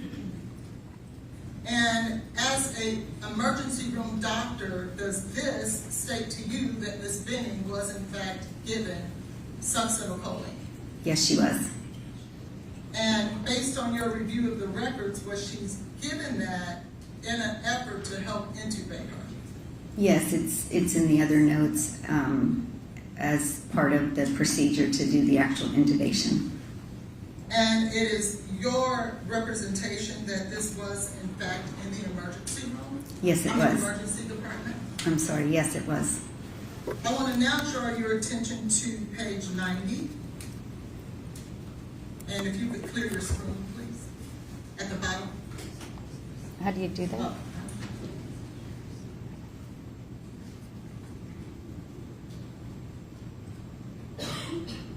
Oh, clear. Okay. On page 90, are these two Ms. Jade Benning's medical records? Yes, these are her records. Could you circle her name You at the don't top? have to please? get her to circle, it's right there in the report. Do you see where Ms. Benning was, or at least succinylcholine in these records as well? Oh, I'm sorry, those are. Move to the next page, please. To page 90.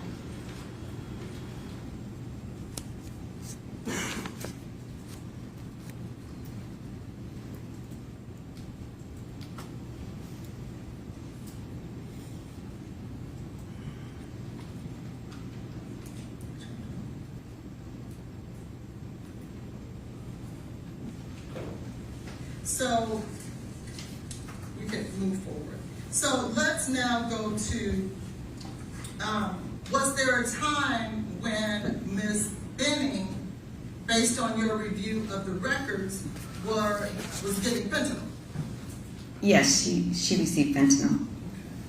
And do you see when and where she was given fentanyl?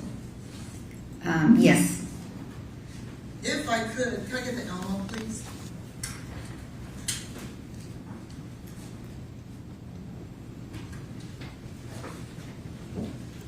Thank you.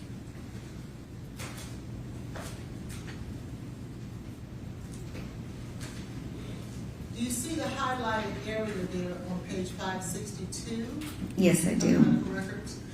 Could you describe to the jury what it means here when it says fentanyl ADS override? So that's when they actually just pulled out the fentanyl to administer. Okay. And based on your review of the records, was she ever given fentanyl at this date and time? She was not.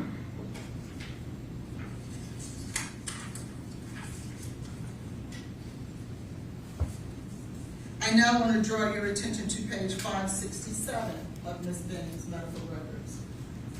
Do you see the highlighted areas there? Yes, I do. And is this in reference to the medication fentanyl? Yes, it is. And was she given fentanyl at this time? Yes, she was. And what time do you see notated in the medical record of Ms. Benning as to when she was first given fentanyl? So her initial infusion of fentanyl was 2/26/23 at 00:39. So would But, that- sorry, 00:41. So Okay. the pull and the, I think that's not the time. Yes, 00:41, 00:45 I have where the infusion started.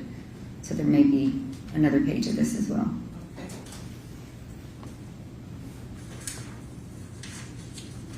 This is page 727. That's correct. Okay. You could go ahead and explain to the jury what this is stating. So this tells you that the infusion starting, the time that's highlighted on the right is 00:45 for the actual infusion starting. Okay, and when does it end here in this medical record? So, Can oh you- yes, I can see. I'm sorry, I should put my glasses on. But the end date on this infusion and at this rate was 2/27/2023 at 18:43 or 6:43 p.m.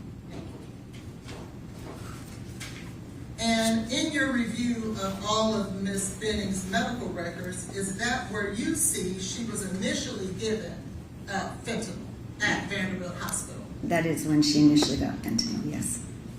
I now want to go back to page 90 of the medical records.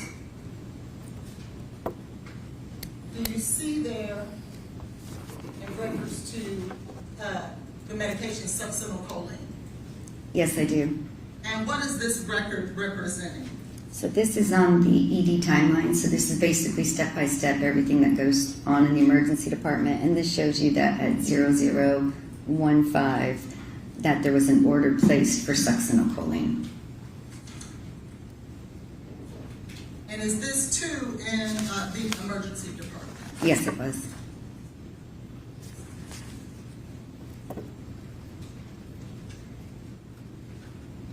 I now want to draw your attention to page 562 of the medical record. What does this represent, Dr. Larkin? So this is the succinylcholine, again, the pull. So that's taking out the succinylcholine out of the machine to be able to administer the succinylcholine. So that shows it was taken out. Thank you. And based on your review of the medical record, I'm sorry, I will go to page 567. What does that represent? So this is showing you that the succinylcholine injection of 76 milligrams was completed, and it tells you who had ordered it initially, and then it tells you the nurse that acknowledged that as well. Okay. And does it state completed? Yes, it does. What does that mean? That means that the order that had been made to give the succinylcholine actually was completed, so it was given to the patient, and that goes along with the other one we saw earlier that said when it was given. And is that, again, in the emergency room? Yes, it was. Now, I want to now draw your attention back to,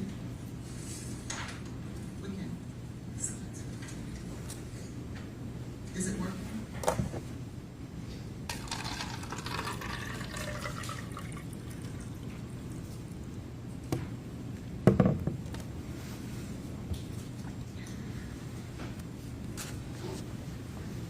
And you can go back, Josh, to the records of the litigation, of the toxicology reports. Did you have an opportunity to review the toxicology report from NMS 2312985? Yes, I did. And did you learn from the review of these records that this was in fact vomit on a comforter that Ms. Benning vomited during the evening as a result of her medical incident? Yes, I understand that. And did you consider that too to be a symptom in regards to her medical condition? Yes, it's not uncommon as someone is having respiratory difficulty or other problem that they have some vomiting. Did you notice, based on your review of any of these toxicology reports, have you had the opportunity over the 30 years of your practice to have to deal with toxicology? Yes, so as an emergency physician, you get trained in toxicology. We obviously have patients that come in and we have to look at reports regarding toxicology. And you're not claiming to be an expert in toxicology, are you? I am not. Okay. Did you notice in the records, lab reports of Ms. Benning from NMS, whether or not you noticed that coca-ethylene was present in her system? Yes, coca-ethylene was present in that NMS sample that we're looking at. Thank you. Have you ever had an occasion over the course of your career to treat a fentanyl overdose? Yes, I have.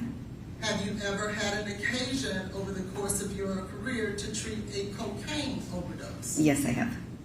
And could you describe for the jury what you would expect to see after 30 years of working in the emergency room department? Have you had an occasion to deal with cocaine overdoses? Yes, so they're almost opposites of each other. So cocaine is more of a stimulant, and then fentanyl is more a depressant. So cocaine overdose, typically when we see them in the emergency department, they've got fast heart rate, they're anxious, they're hot, they might be breathing normal or fast. They can be paranoid, they can be excited, but they're kind of the symptoms that go along with the cocaine. They come in maybe with chest pain because their heart's beating so fast or their blood pressure is so high. So it's all of those things that are amped up on the system. So the difference with fentanyl is classically is there's more drowsiness, and I think I described that we see it sometimes in the hospital when we give a little bit too much fentanyl to try to treat someone's pain. We have to watch out for them getting too sleepy. But with fentanyl, again, the respirations tend to slow down. It's a little more gradual of a change versus like the cocaine. Like I said, they're hyped up and they've got things going on that are fast. Typically, in the fentanyl overdose, we see that they slow down their breathing. They end up having a respiratory arrest, and after that, again, if the oxygen doesn't get there to the heart and to the brain, then they can have a cardiac arrest. And that's typical progression. And can you describe to the jury what a fentanyl overdose looks like? Yes, so as I mentioned, the fentanyl is when they have typically the respiratory arrest.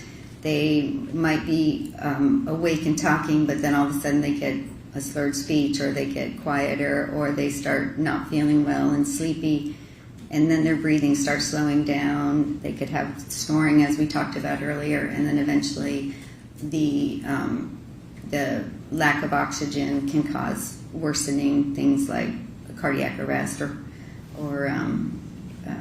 just a demise at that point from lack of oxygen to the brain and to the heart and the other organs.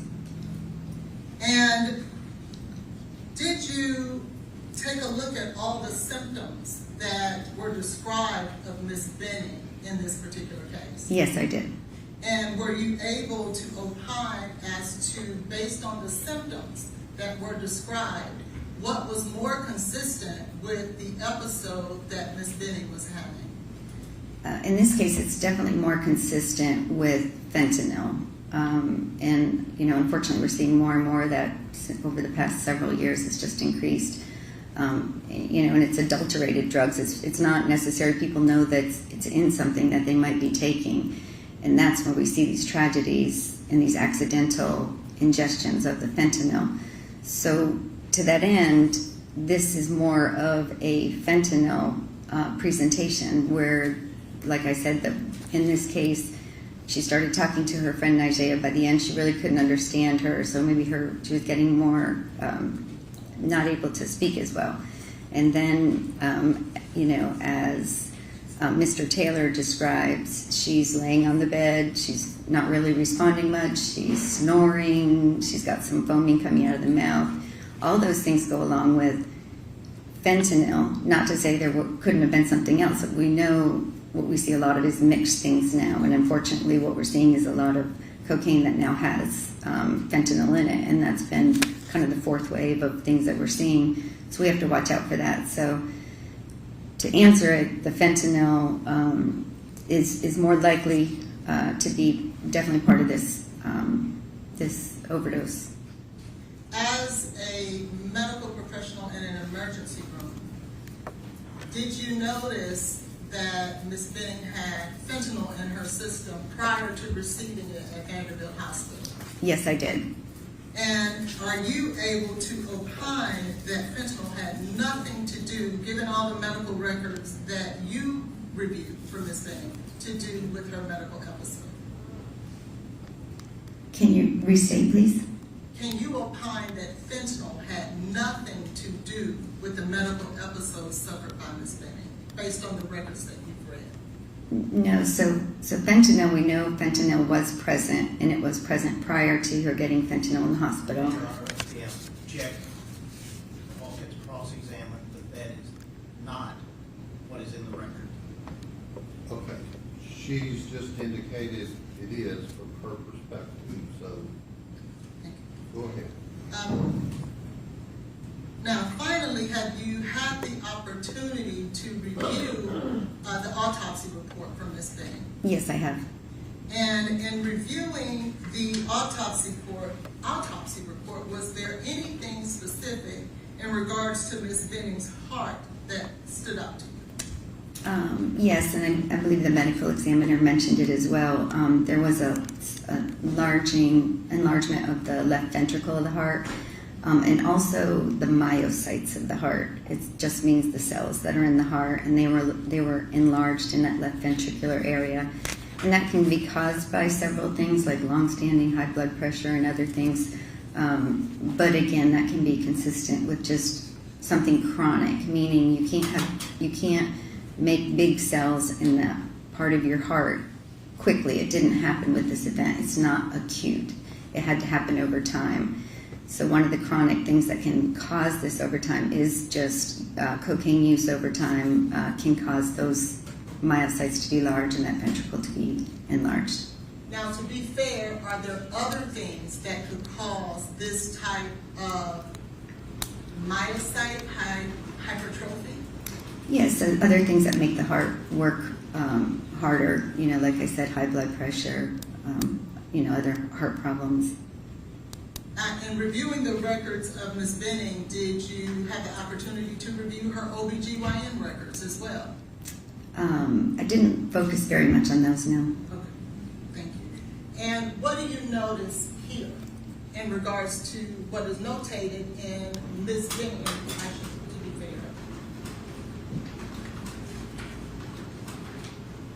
Is this the autopsy of Ms. Benning? Yes, it is.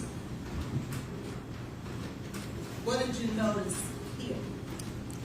This is what I just referred to, basically sections of the ventricle. The ventricle is one of the top chambers of the heart, and per this note, or per the report, it says they revealed focal myocyte hypertrophy. Big fancy words, but it just means the cells in that area were bigger than normal. And again, that's a chronic finding, not an acute finding. When you say chronic versus acute, does that just mean one episode can't cause this? Correct. This wasn't caused from the episode that caused her demise. This was something that had to have been going on prior to this to cause this. And could you then read from page 5 of 5 of Ms. Benning's autopsy report, the highlighted area? Yes. So histologic exam, so just basically looking at the cells on a microscope. The histological examination of Ms. Benning's organs reveals focal myocyte hypertrophy, the same thing we just talked about, in the heart, but no myocarditis or infarction. So in a case like this, when we have a young person who dies, the MEs are looking to see, could it have been a heart attack caused from something such as cocaine? We see young people that have that. Or could it be a myocarditis, which is an infection of the heart that can cause this kind of thing? The ME did not find those, so she just noted those as negatives in her report. And of the medical records that you reviewed of Ms. Benning, was there anything you seen in those records that would notate that she suffered from high blood pressure? No. Thank you. I pass the witness. Thank you. Questions from this?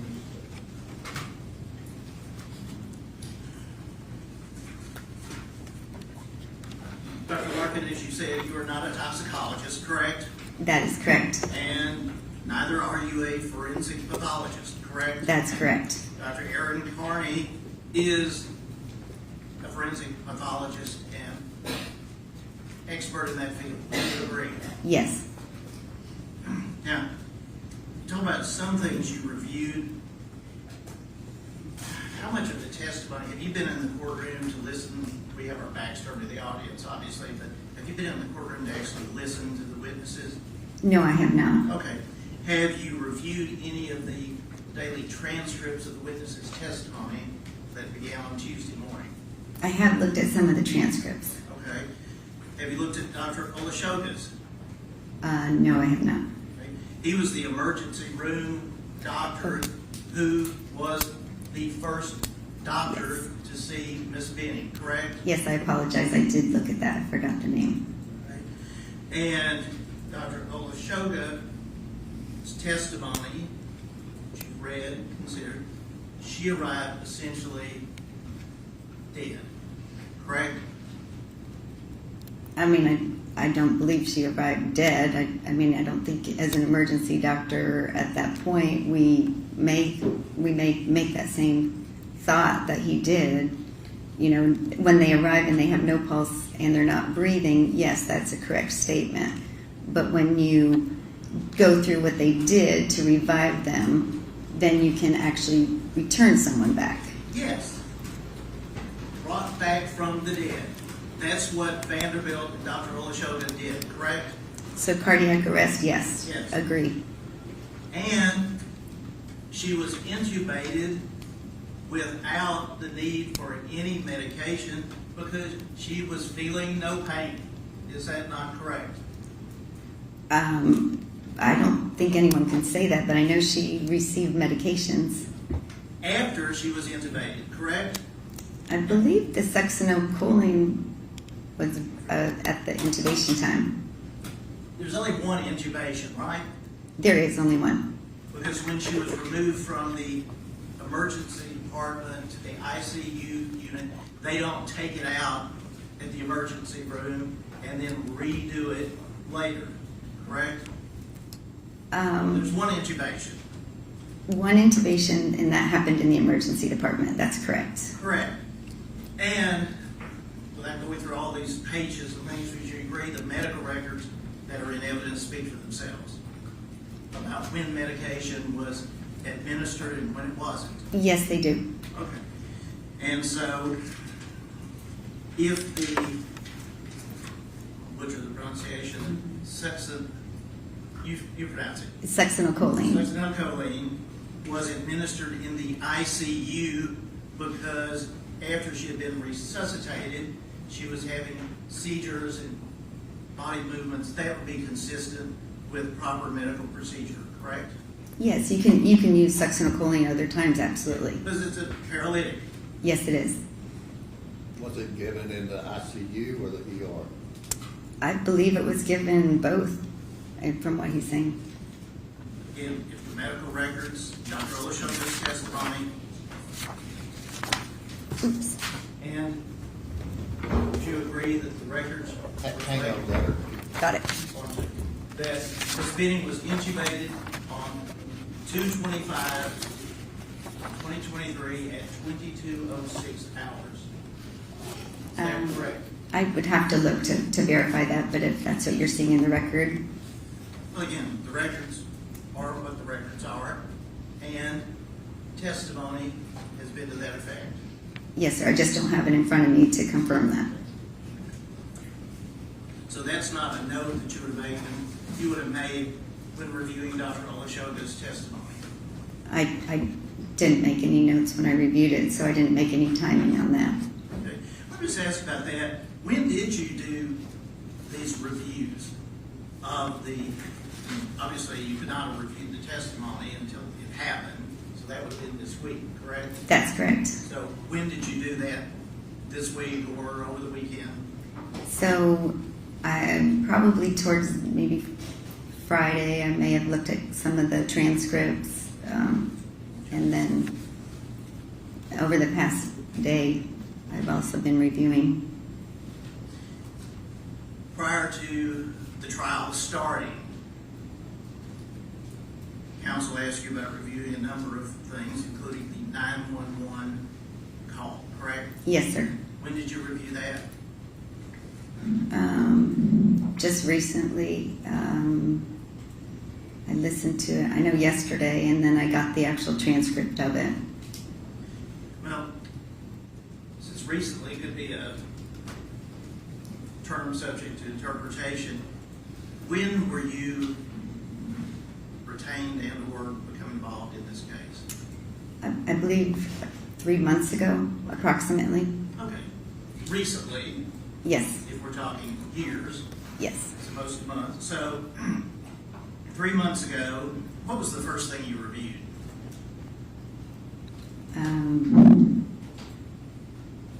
I'm guessing I probably would have gone to the medical records initially and then the EMS records.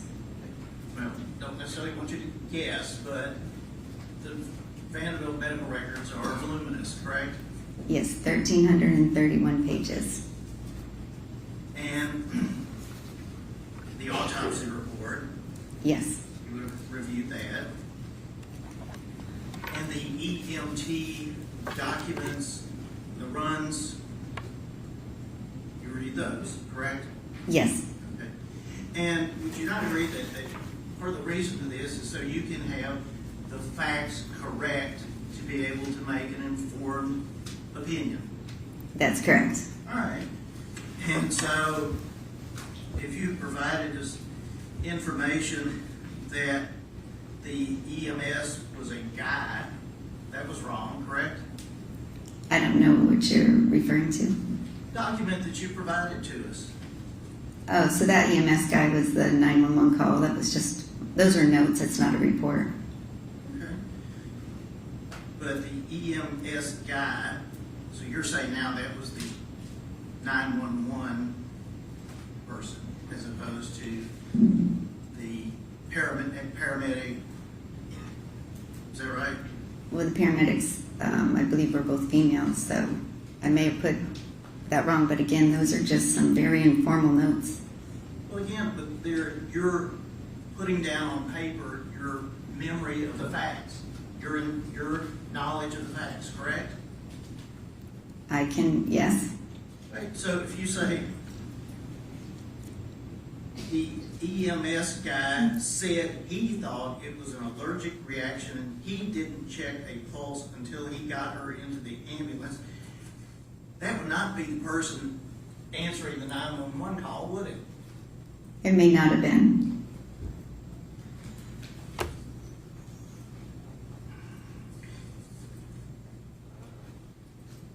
Did you review the testimony of Jade Jackson? I did look at some of that, yes. Just some of it? That's correct. So you know that during that call that Ms. Jackson was a part of, Ms. Benning said, "I can't feel my legs," correct? That's correct. And said to Mr. Taylor, "What did you put in my drink? My drink tastes funny." Correct? Yes. And from that, we have some time go by before the 911 call. But you recall there being any mention of that, those symptoms on the 911 call? My legs, I can't feel my legs. I don't believe so.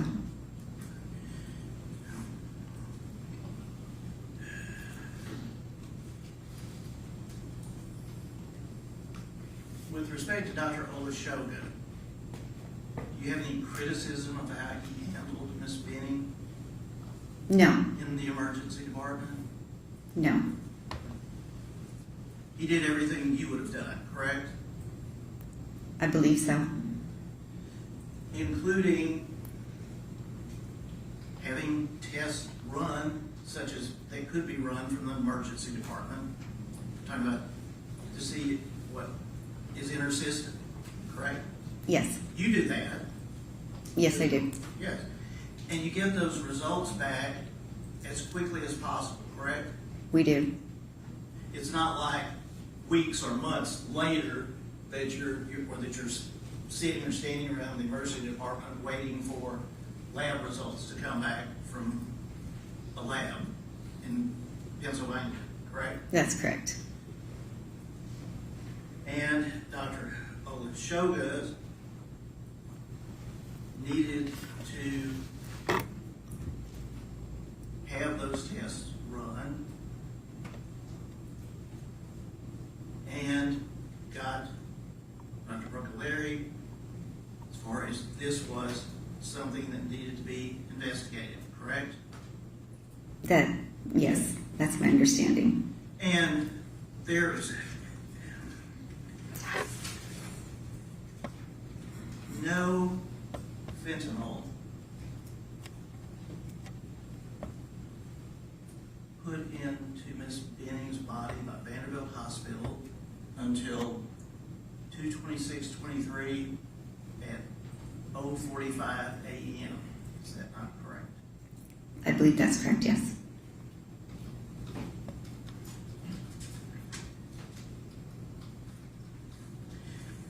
Now you talk about people that come in that you've seen in the Houston emergency room or the day before that, was it Waco? Was it Baylor? No, that's Baylor St. Luke's Medical Center in Houston. Okay, in Houston. Those people are alive when they present, correct? For some of them, yes. Okay. Well, have you had someone present who is determined to be dead because of acute cocaine toxicity in your emergency room. Oh, I'm sure I have, yeah.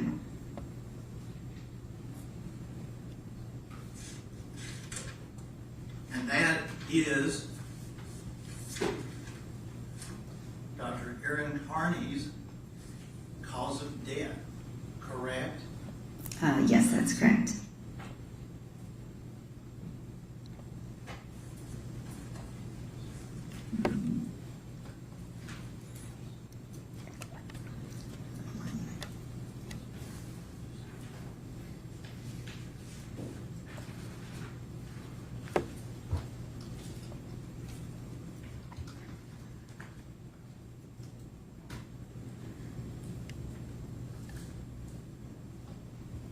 Dr. Larkin,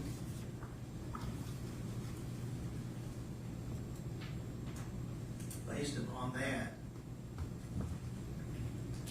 and your testimony about what is typical of cocaine, typical of fentanyl, in the face of all that, you're saying, oh, it could be a fentanyl overdose, or it was a fentanyl overdose? Well, we know there was fentanyl as well, and we know there was cocaethylene. I don't know that those were taken into consideration as far as the cause of death. I'm not saying there's not cocaine.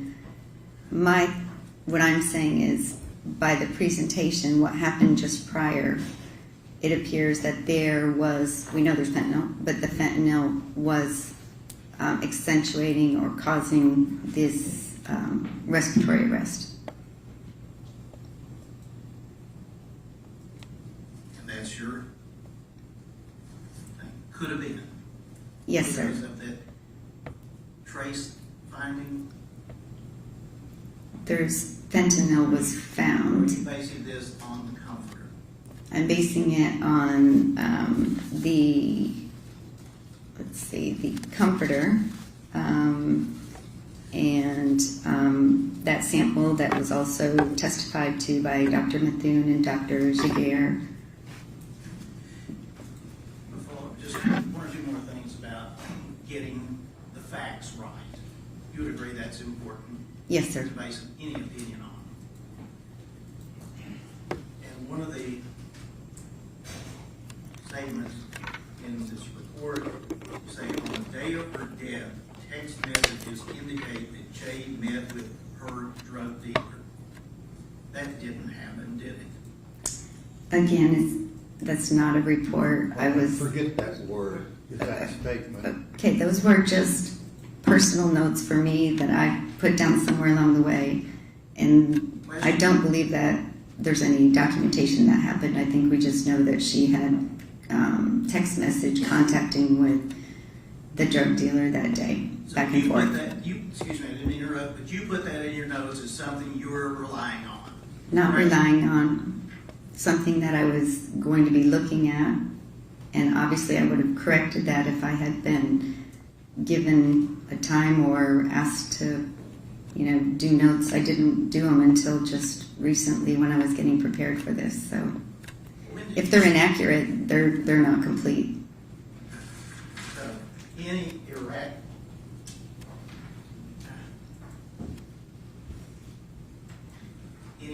inaccuracy, even about fentanyl at the hospital, would make your opinion essentially not acceptable, correct? No, those aren't my opinions. I've given my opinions in my testimony in court under oath today.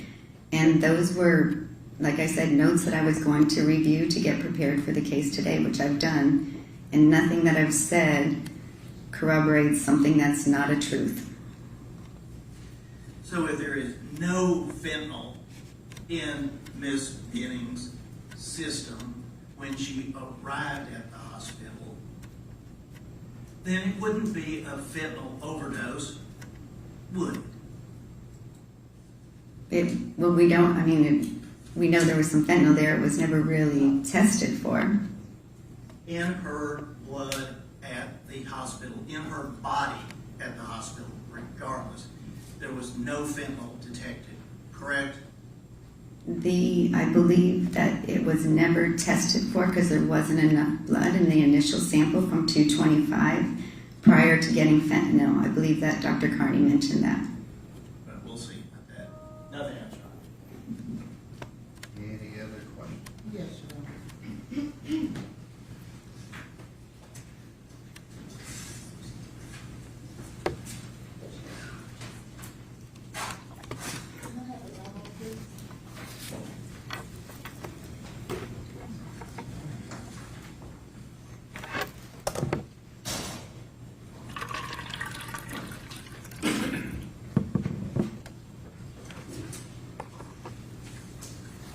Dr. Larkin, just a few questions for you. Wanted to draw your attention very quickly. When I asked you to take a look at page 55 of the medical records, Ms. Benning, Yes. what does that state to you? It states that succinylcholine, paralyzing agent succinylcholine, was injected, 76 milligrams were given intravenously, 226/23 at 0052. And it's part of the ED notes, again, which is at the top, so that was in the emergency department. When it says ED to hospital admission, what does that mean? That's just on all the records, and from, they start in the ED and then it goes, it's on the top, just all the records have that. And right below that, when it says ED notes, what does that stand for, if you know? So part of EPIC has a section for ED notes, and that just basically shows notes that were generated during the visit. There's other areas of the record, but these are just basically the notes. And just so the jury is clear, what is EPIC? So EPIC is a enterprise system. It's a electronic health record. So it's one of the biggest in the country.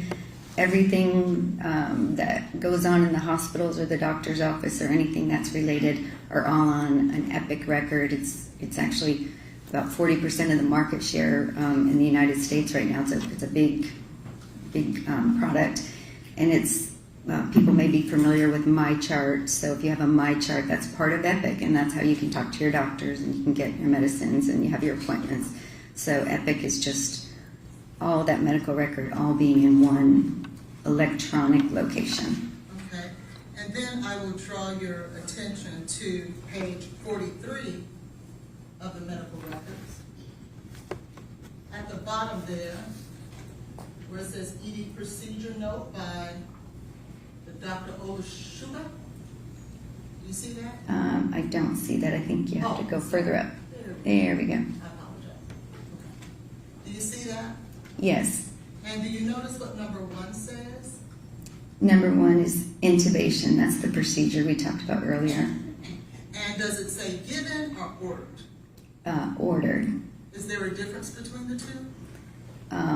Yes, there's typically a note that says about the intubation that says attempted one time, what time that happened, and all that. You say a date of service? What does that mean? What is date of service? So date of service is the day that something happened, so you can have the date of service and also the time of service. So this date of service for this procedure note, which the procedure note is the intubation order, was at 2:25:23 at 10:06 p.m. And so this says it was ordered at 10:06. Well, that's not what she said. But Yes, that says this procedure note says in the notes that at 10:06 p.m. this procedure was ordered, which was an intubation by Dr. Olashuba. and so your testimony is this says ordered, right? Yes, it does. And this note says given. Yes. Okay, and what time is that? So this is the succinylcholine that was given. Again, that was given 2:26:23 at 0052.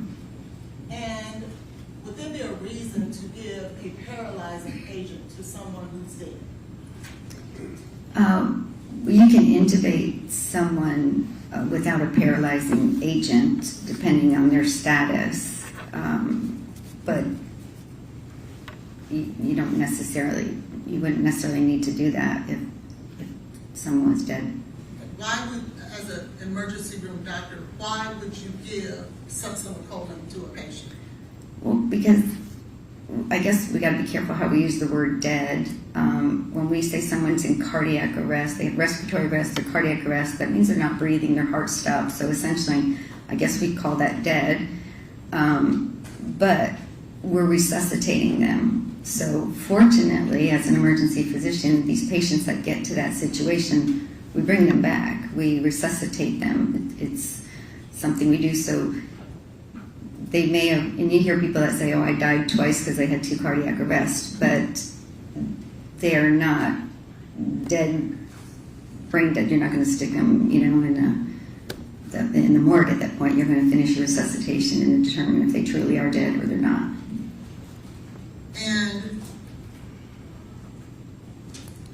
I understand that, did you have an opportunity to review any of these toxicology report records? Well, I did look at them. And again, you're not a toxicologist, are you? I am not. And is this number 231-29285? Yes, it is. Have you learned that that is assigned to the comforter that the vomitus of Ms. Benning was located on when she was having her initial emergency episode in her apartment? Yes, That is before she went to Vanderbilt. that's correct. Have you learned through your review of all the records that there was fentanyl present and the vomitus on the comforter? Yes, And is this a record, based on your knowledge, if you know, that states that? yes, And to be clear, you're not stating Dr. Olushalo did anything wrong, are you? no, And although Ms. Benning passed away, as stated in this autopsy of acute cocaine toxicity, when it comes to the manner of death, that could not be determined. Your Honor, I object to that. that's correct. She has asked that be stricken, not forensic pathology. Yeah, this is a record that's in evidence. Then there's no reason for this doctor to Okay. ask that. She's answered the question. Do you have any more few questions? I do not. Thank Okay. you. I pass the Any other witness. questions from the state? No, Your Honor. Thank you, ma'am. You can step Thank you, back. sir.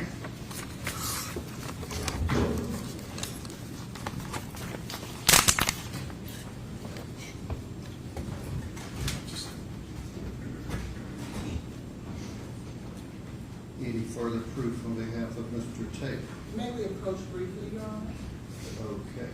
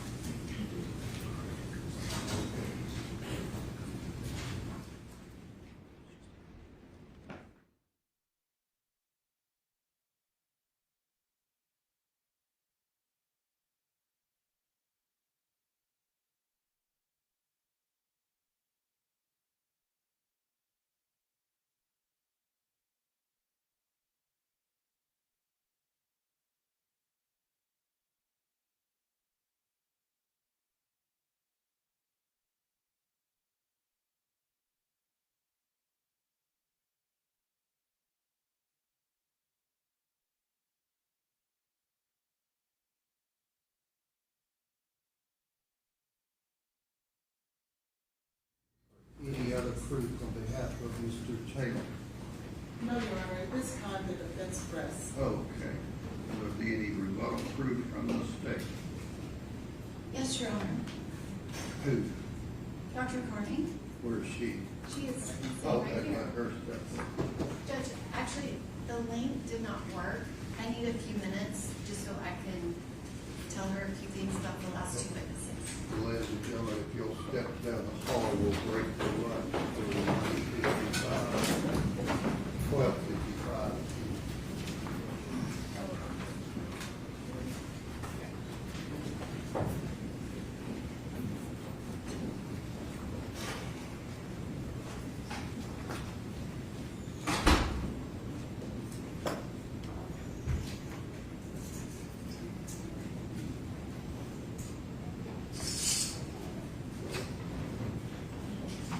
And other than Dr. Carney, any other rebuttal witnesses?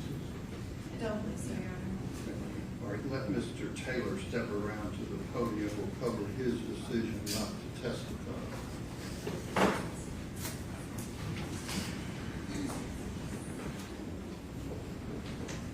Raise your right hand and be sworn.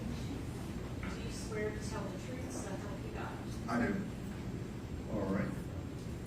Go ahead. Your lead witness, thank you. Mr. Taylor, you understand that you have the right, absolute right not to testify in this matter? Yes, I do. You also understand that you have the right to testify if you so choose? Yes, I do. And if you don't testify, the judge can tell the jury that no inference can be drawn from your decision not to testify. That's correct. You've consulted with your counsel in this case about that decision? I have. And your counsel's advisor and the advantages and disadvantages of either choice that you might possibly make? Yes. And after considering all those rights and the possible decisions and the ways you might make that decision, you've decided not to testify in this case? Yes. And that's your own decision? Yes. Nobody's pressured, forced, or coerced you into making that decision? No. Thank you. Okay, you can have a seat.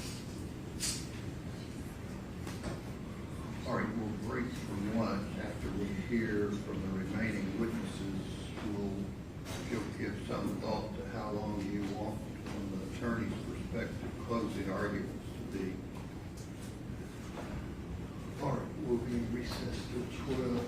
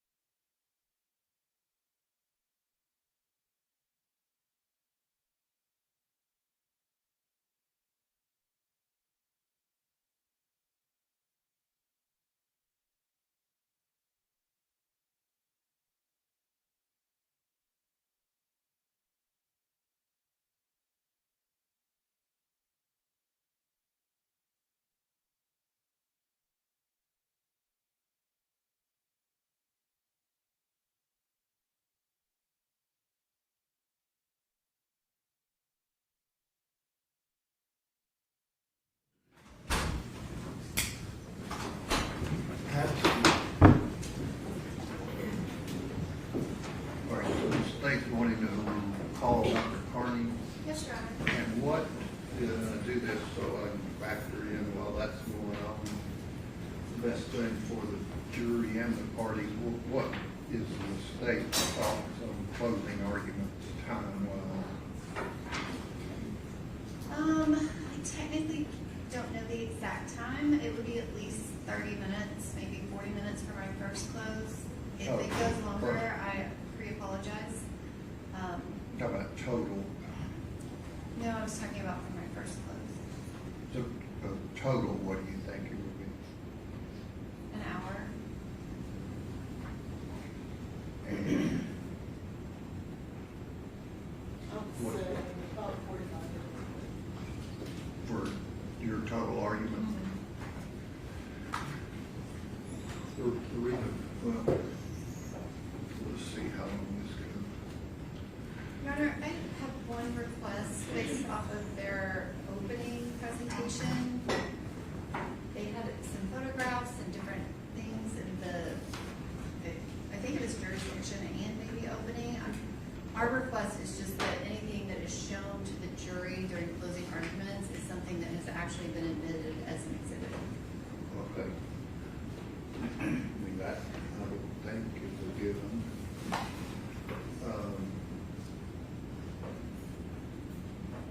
Okay. And Judge, I have a request, and that is at the close of the proof, whenever we get to that. That's the big qualifier. Exactly. If we could have a break, perhaps discuss the jury instructions. Oh, sure, we'll have to do that. Thank you.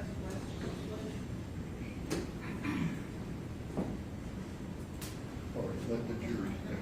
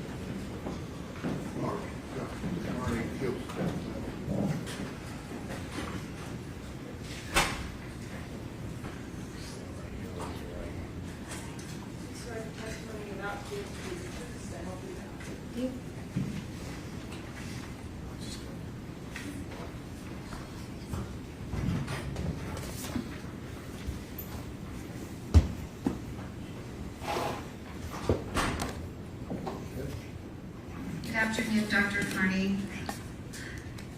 Good afternoon.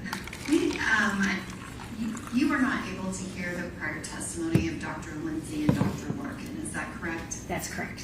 Okay.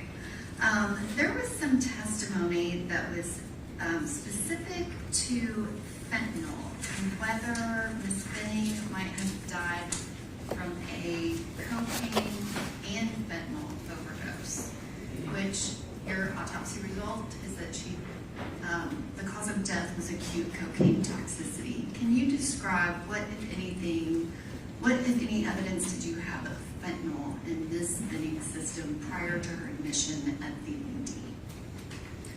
I don't have any evidence that she had fentanyl in her system prior to arriving at the emergency department. And was there specific testing of the urine sample from 2259 that was tested specifically for fentanyl? Yes, ma'am. And that was negative, is that correct? Yes, ma'am.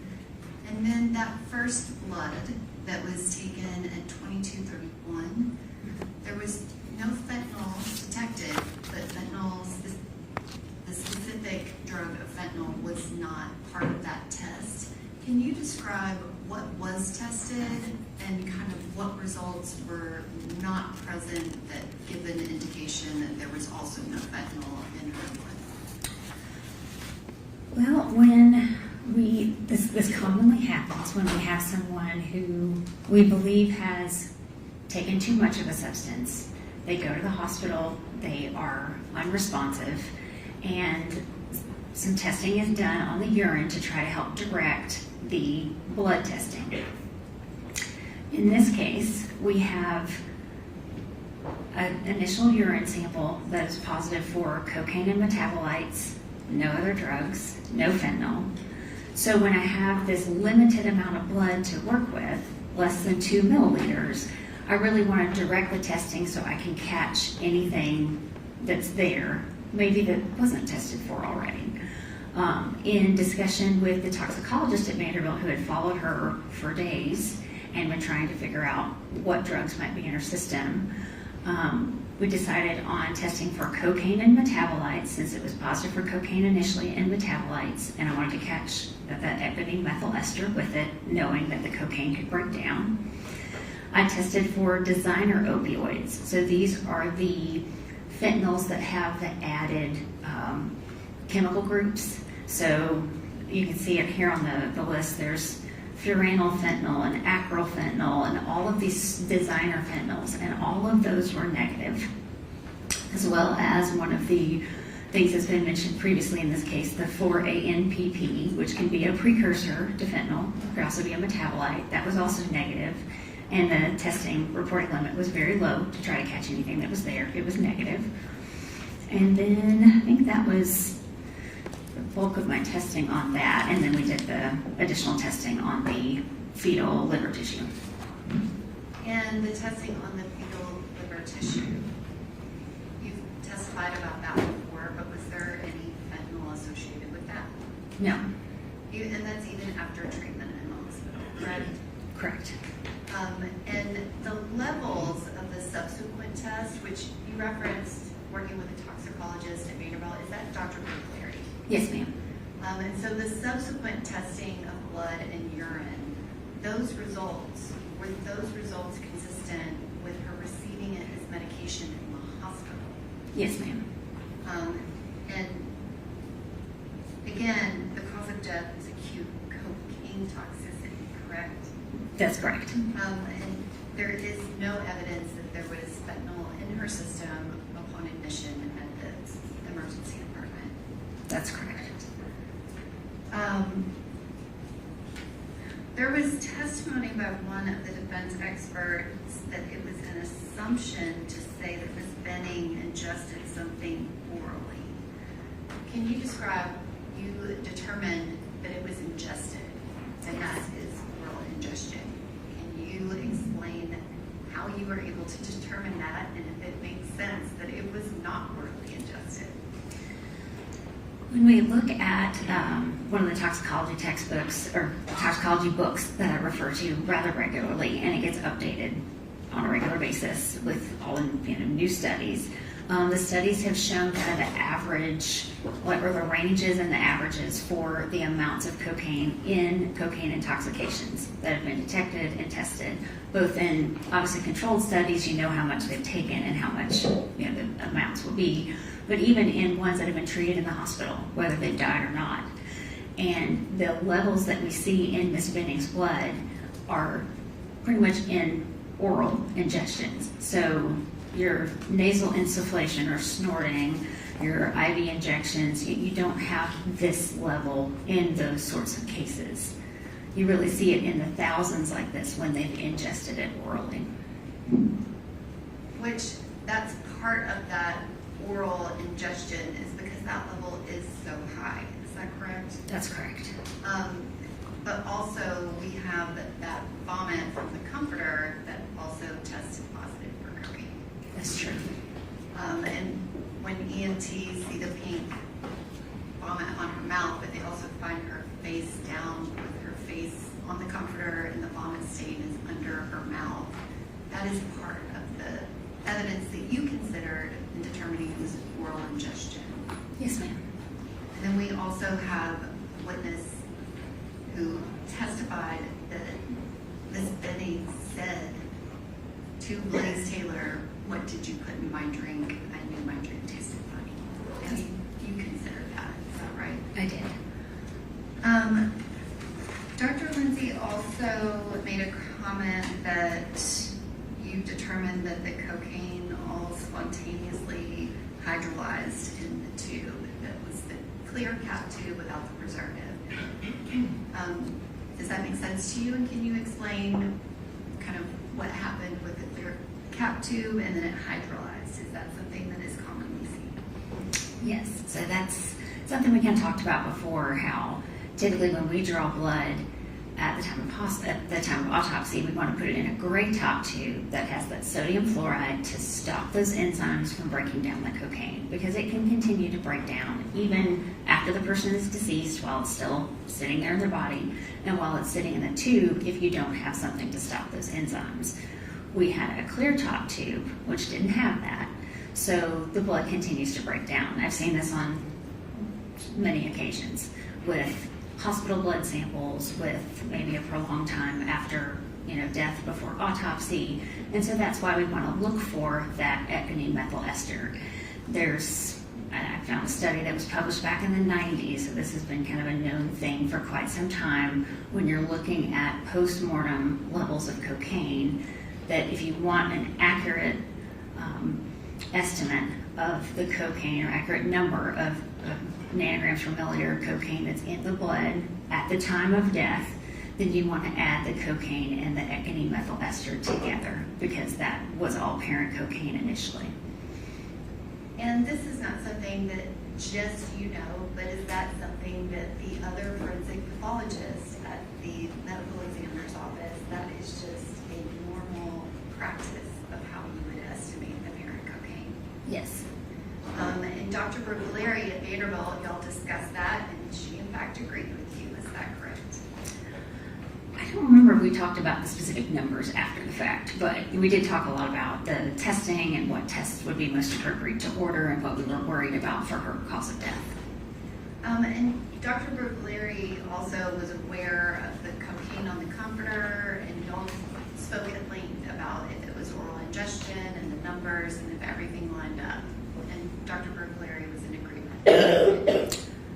I think we did talk about that because we had a meeting with several of us, and we discussed aspects of the case. Which there were several meetings where everybody was meeting to kind of discuss what the levels were and make sure that everybody was in agreement of kind of what happened and what the tests showed. During those meetings, it came up where it was the lawyers were asking, could you determine how much cocaine was ingested? And the result of that was all of the toxicologists saying no. That's correct. So the problem is, I can't remember, I may have mentioned this before, when you buy medication at the store, it's tested. There's, quality standards. You know that when you buy that over-the-counter medication like ibuprofen or Tylenol, you know how much is in each pill because it's been standardized, it's been tested, it's passed, those sorts of testing. With your illicit drugs that you buy on the street, you don't have that kind of testing. You don't know how pure the drug is that you're buying, how much is in this particular packet of powder or liquid compared to another one. You don't even know for sure what's in it. They may tell you it's one thing and it's something else. So there's really no way to say exactly how much amount or how many times something was given. And part of the high number is that oral ingestion and the other evidence that it was put into a drink and it was liquefied and in a liquid. Is that right? So liquids or something dissolved in a liquid is going to absorb more quickly than something that's encapsulated, where the acid in your stomach has to eat through a capsule or has to break down a solid mass of the drug. If it's liquid, it's really just going to spread out and it's going to absorb more quickly. And you previously testified about the one other autopsy case that had a similar level of cocaine concentration in their blood, and it was someone that swallowed some type of cocaine, rock, something in custody at a jail. I'm gonna object to the leading nature of the question. Okay, the jury calls that. What's your question about that? Well, Judge, I was restating her prior testimony so I could get to the question. Okay, good. You testified about that previously, and that has the same level as Jade's level in this case, similar. Yes, it did. And based on the facts of that case, it would not have been an inmate that would have ingested 16 to 8 balls. I mean, it has to be something small enough that he has on his person, he could swallow it quickly while on intake, and then of course it affected him rather quickly as well. And liquid cocaine can be lethal even at a smaller dose. Is that correct? Well, again, we don't know how much is in it, so, it could be very concentrated. And so we would not be able to guess that. Is that correct? That's correct. And also, specifically, cocaine, you've testified to this, has a connection to placental abruption. Yes, ma'am. And that is very commonly known, that it is the one substance that has a direct connection to that. Is that correct? That's I would correct. ask that the counsel stop leading this case. Okay. Well, Judge, part of this is reiterating her prior testimony. Okay, so she's answered that. What's your next question? Can you describe how Jade Benning arrived to Vanderbilt University Medical Center? How she arrived, Like, what was her state when she arrived in the ED? she had no pulse. She was pulseless. She had no blood pressure. She was unresponsive and not breathing on her own. She relied on medical therapy and other providers to basically do her breathing for her. And Dr. Olashoga testified that she arrived to the emergency department dead. Would you disagree with that? No. They also had testimony from Dr. Larkin. She works in an emergency department. She's not a forensic pathologist. And she was testifying about snoring and agonal breathing. Can you describe when does agonal breathing occur? What are the circumstances? So agonal breathing is that gasping for air type breathing that occurs when the brain is not getting enough oxygen. And is there one thing that causes that, or one circumstance that causes that? No. So anything that's going to deprive your brain of oxygen, so that right around the time of death. So it could be drugs, it could be a natural event. It's not specific to any one thing or any one drug. And that is consistent with Ms. Benning's case of that acute cocaine toxicity? Yes, so the oxygen is not getting to her brain as needed, and so she's having that agonal breathing. And the circumstances of the EMTs finding her face down in the bed with the pink vomit under her mouth, can you describe if that happened after the agonal breathing? Is that consistent? So at that point, it sounds like she's face down in the comforter and she's vomiting, and she's not conscious to be able to roll over and kind of protect her own airway so that she gets her face out of the comforter and out of the vomit so that she can breathe. So I would expect it would happen, around the same time or after the agonal breathing. And would that be the same time that she would be going pulseless? Yes, ma'am. There was also some testimony related to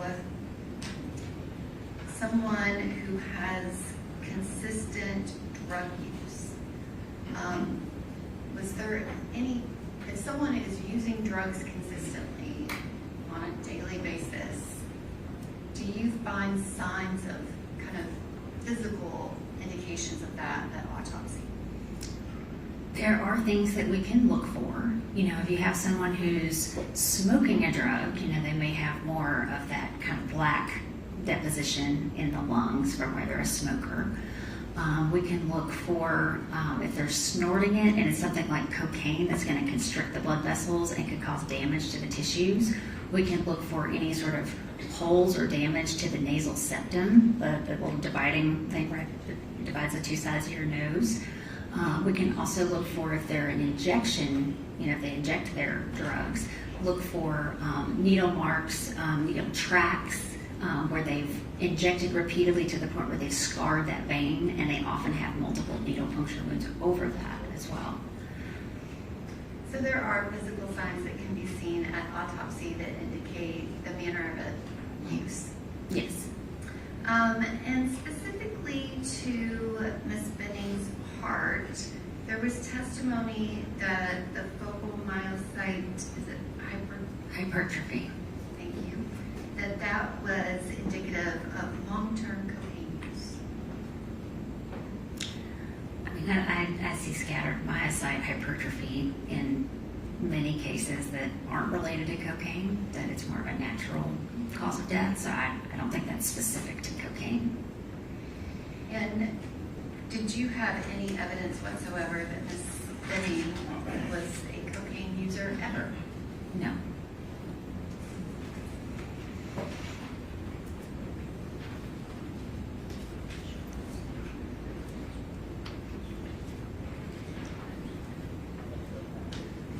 And Dr. Carney, your expert opinion on the cause of death is acute cocaine toxicity, not a fentanyl overdose, correct?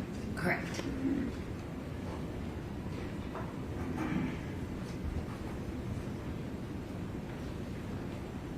Questions? Yeah.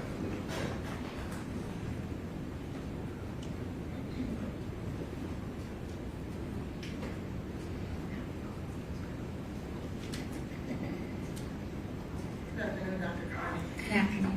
How are you today? I'm all right. I just wanted to talk with you about a few things. You stated that on direct examination that you had a meeting with Dr. Brucalari and others. Yes.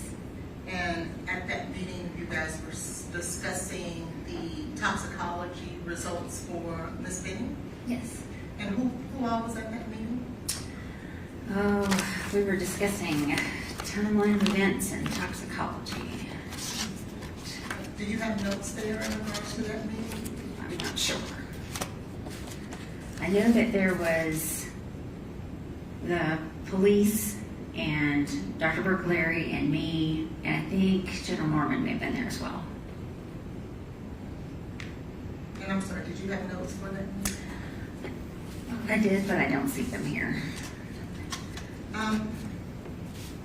In that meeting, were you aware that Dr. Brucalari found that Ms. Benning did in fact have cocaine in her system? No.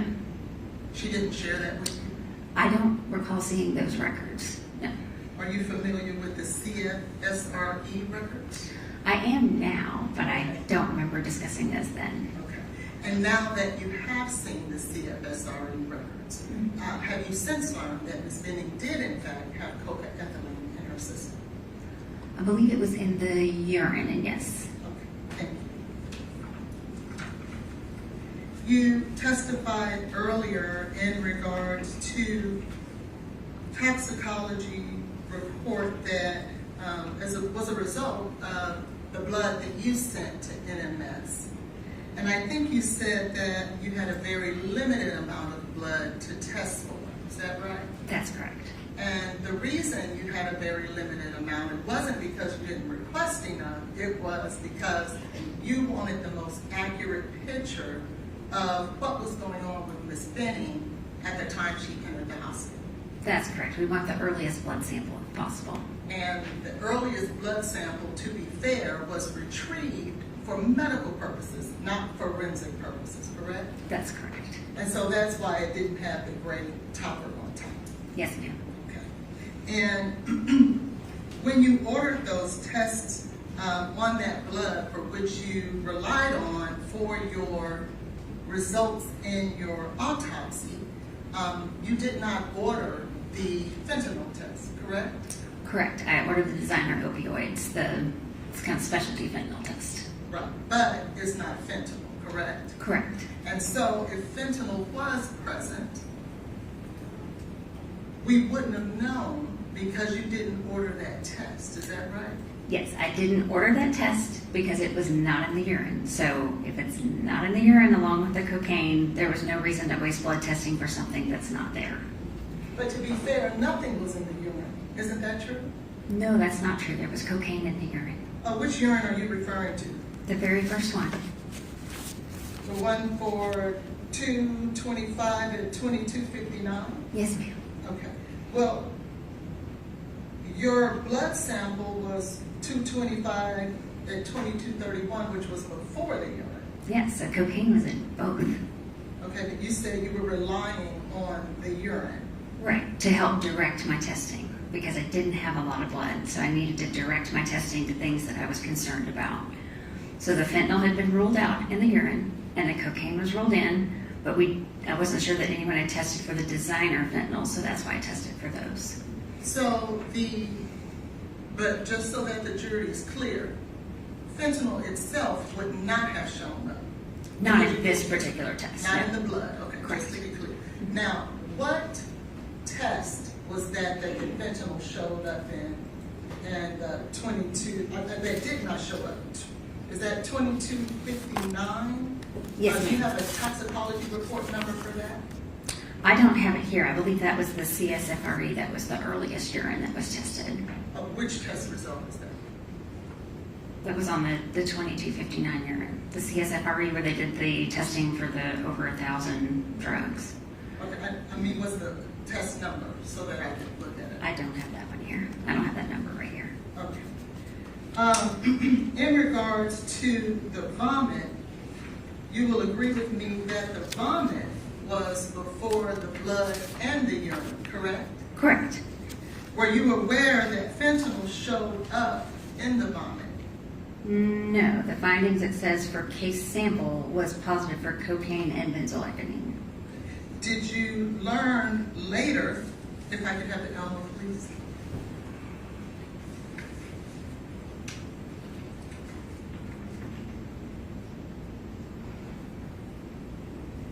Just so that we're oriented, the 231, 29, 285, Yes. which is for the comforter, you see that? Yes.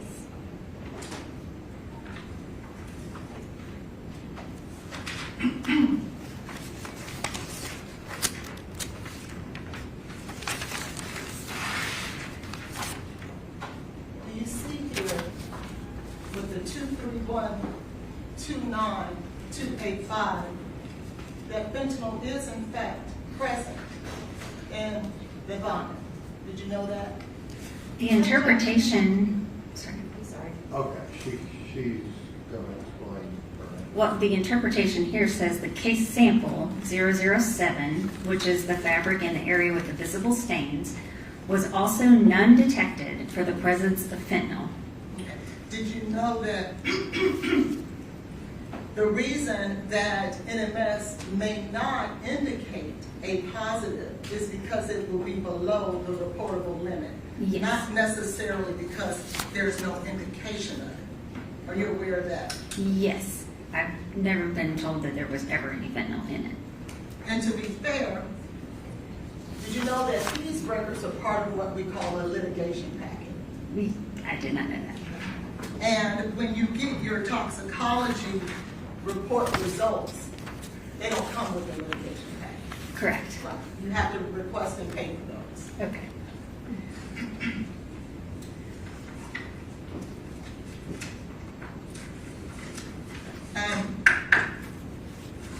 Are you familiar with pharmacokinetics? Some. Are you able to perform the pharmacokinetics calculations? No. That's for a forensic toxicologist, right? Right. Okay. And were you aware that Dr. Kotulski did not agree with your method of combining EME with cocaine to get a definitive measure of concentration level? Objection, Your Honor. Counsel is misstating the witness Okay, testimony. the jury's heard that. What are you wanting to reference about prior testimony without you determining whether it's correct or not. No, Your Honor, I checked, it is. See, there you go again. It's not up to you to check. These ladies and gentlemen of the jury are gonna check everything. Yes, So sir. what is your question? In regards to your testing to get an accurate picture of exactly what was going on as it relates to substances, a hair follicle test would be a good way to actually get a good picture of what type of drugs and or substances in someone's body. Would you agree? Well, the problem with that, sometimes if you're worried about levels, is there's not a lot of studies or samples or experiences you can compare to with hair. They draw blood in people all the time when they treat them for intoxications or when they die and they do an autopsy. There's not a lot of hair testing to even compare to. So for hair, it's more limited in what you can actually do with the interpretation. And I get it for the levels because there were a lot of tests here that didn't have levels. But it would have at least shown you what was present, wouldn't it? What's in the hair? Sure. And show if there's any drugs there. It wouldn't show? Yeah, it would show if there were any drugs there, yes. Thank you. As it relates to the, I know I'm gonna mess this up, the focal myocyte Hypertrophy. hypertrophy, thank you. Miss Benning was a young woman, correct? Yes, And otherwise a very healthy young woman, correct? correct. Now, we're certainly not saying that the only reason that she would have an enlarged ventricle is because of cocaine use. Not saying that, but it is certainly a possibility, is it not? I mean, something that will increase your blood pressure would cause your, heart cells to work harder. So you could say myocyte hypertrophy goes with things like that. So that could be a lot of different things. Cocaine is one of many on the list. What other things would be on the list? I mean, any sort of stimulant or, even, who knows, anxiety or genetic problems or whatever. When you say stimulant, what is a stimulant? Well, like fentanyl, methamphetamine, something that drives the blood pressure up.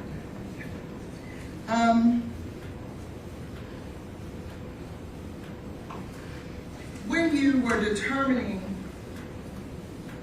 and making the decision as to what to test for, I think you said that you had done some research into Miss Benning, and with the cocaine, that was significant enough for you to stop there, right?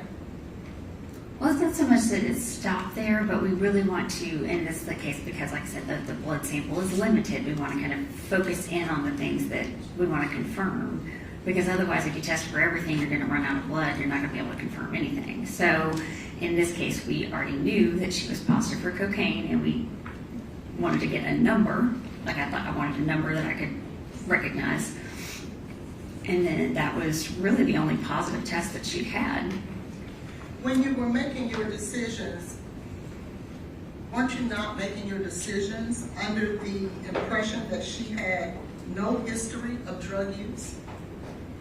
I mean, whether she had a history of drug use or not, you need to look at what are your positive tests. And then you can think about the history when you're looking at the interpretation of those results.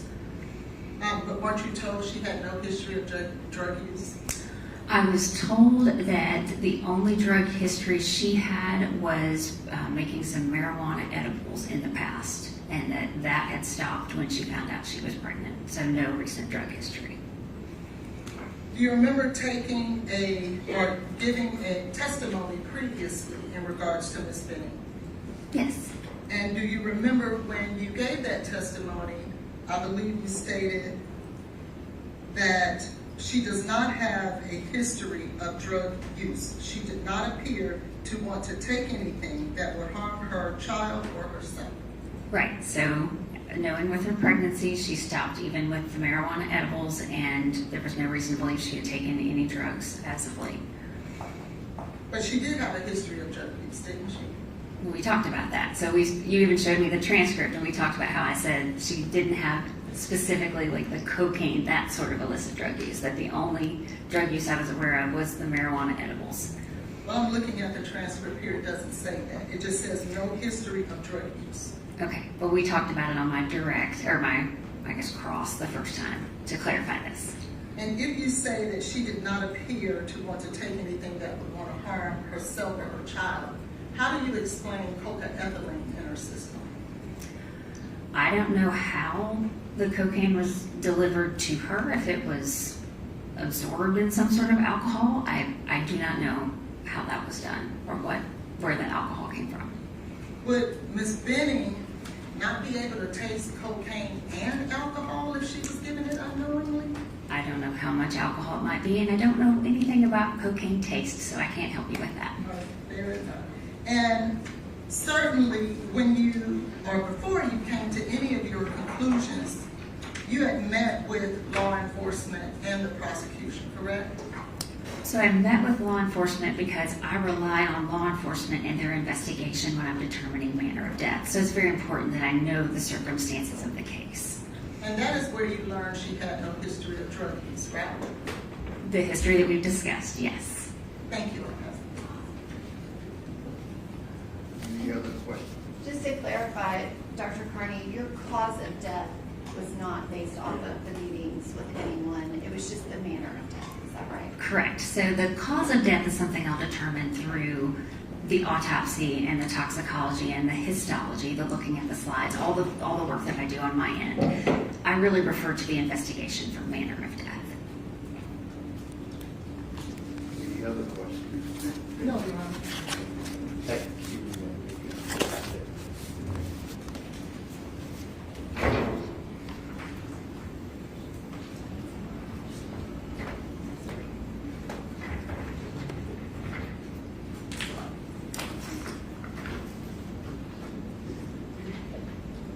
Any further proof from the state? No, Your Honor. Any further proof on behalf of Mr. Taylor? No, Your Honor. All right, ladies and gentlemen, the jury, if you'll step back down the hall briefly, we'll get back with you.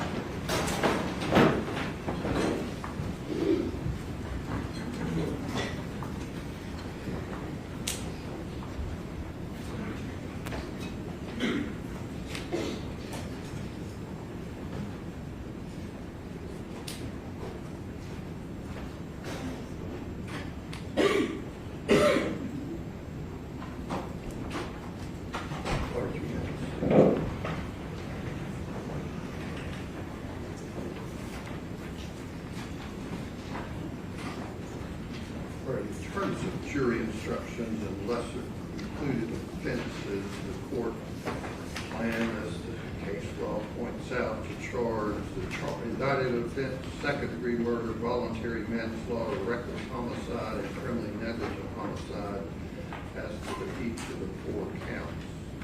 Any comments, observations from the parties on that?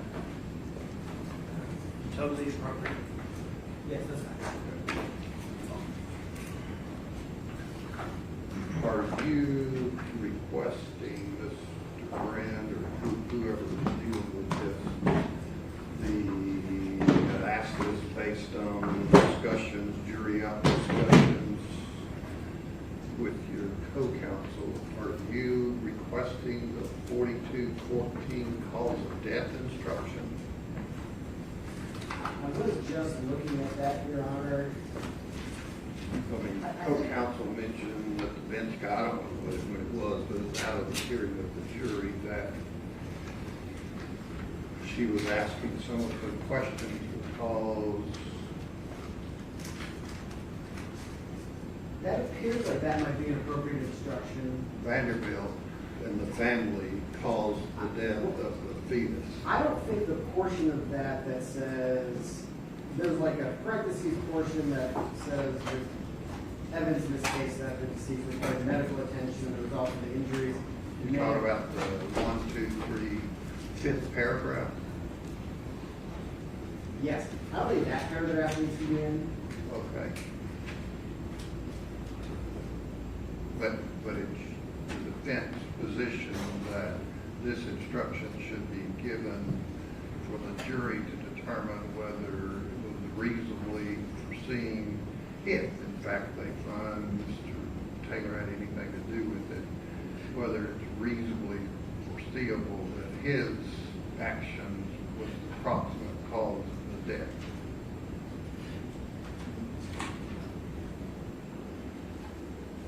Or something Bandy or the family chose to do. No, I have not. Well, you asked, you grilled the family and other people about them deciding not to. Sir, I asked one question of one witness. You had multiple witnesses.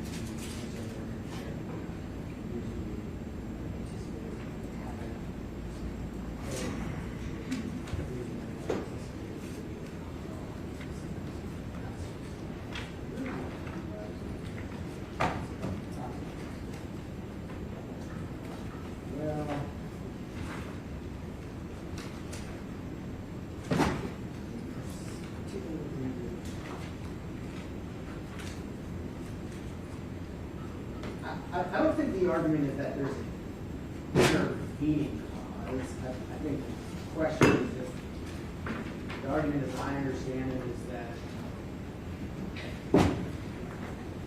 it's more of a proximate cause. And I think that's probably, there are probably general instructions that address that.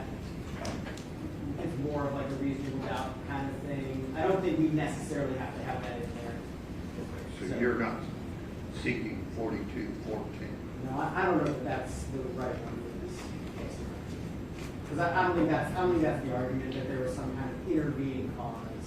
Well, I mean, the question, that's the reason why I got to looking at it, wondering whether it should be in. I mean, there were questions about whether the family declined performing a C-section, what Bandy's advice was, whether the fetus was viable or would have problems, I think was one of the words that was used. Yeah, I don't think, I don't anticipate that being argument. I don't think we can vote that. Okay. Does the state have any input on that? Hey, Your Honor, I believe the pattern 708, for example, the defendant, or one for whom the defendant unlawfully killed the alleged victim. Well,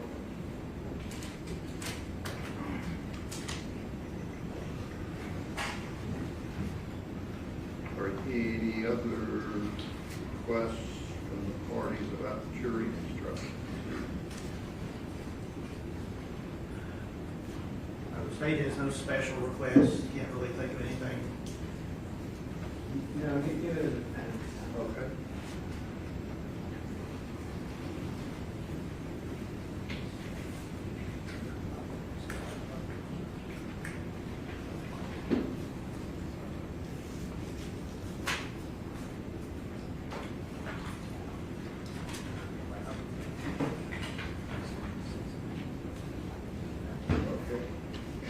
What do the parties need? A break prior to closing? Yes, please, Your Honor. How long? 20 minutes? And let me, I keep kind of coming back to this. Now, I worry about things that maybe y'all are in the heat of the moment don't worry about, and that is if the jury gets this case in or around 4:45 or 5 o'clock with closing arguments, a break till 2:05, and jury instructions is going to get us to that or more, we lose our alternates. So if they deliberate for ever how long they want to, they can stay up here till midnight if they want, but I don't foresee that happening. Police court, that is one thing I actually was thinking about, would be to have the alternates come back in the morning for the concluding instructions and then dismiss them. So just for the sake of not excusing them Okay. and then sending them home. Any thoughts on that, Mr. Green? I think that's probably fine. Okay. Doing closing arguments, making sure we have enough report back in the morning, and do the jury instructions with them starting that deliberation process fresh, so to speak. May I, Your Honor, suggest something? Okay. May I suggest that they get the charge with the closing in the morning so that it's fresh and everything is on their mind then, as opposed to? Then we just forego 2 or 3 hours of today. Judge, what I was referencing is that last concluding paragraph of the instructions where it's like excusing the alternates, and you may now go to the. Yeah, I've never done that before. We just say, I've seen that, just where that I last did the jury page. instructions, and I'd give them to them and let them start deliberating.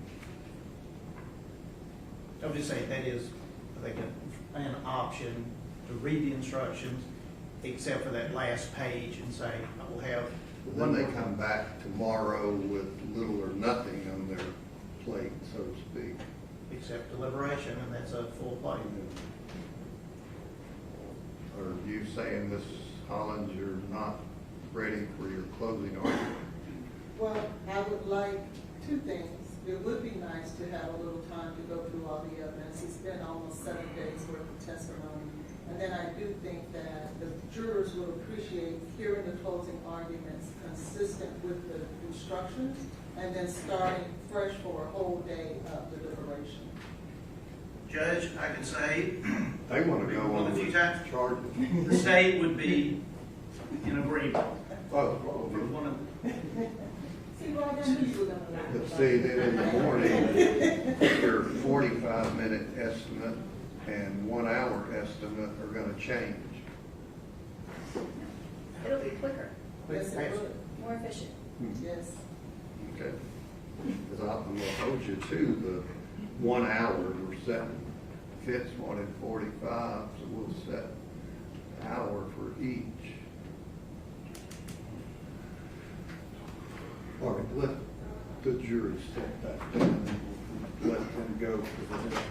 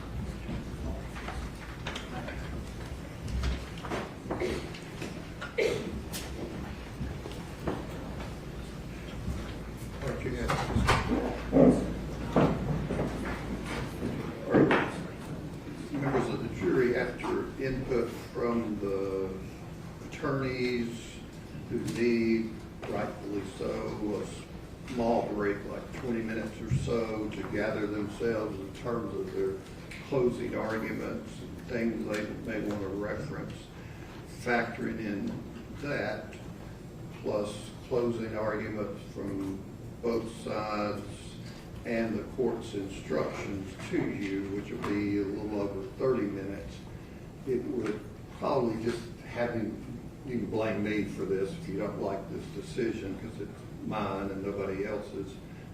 I get input from the attorneys, but the best thing from my perspective is to recess for the day, have you come back in the morning. There's a number of other things that I consider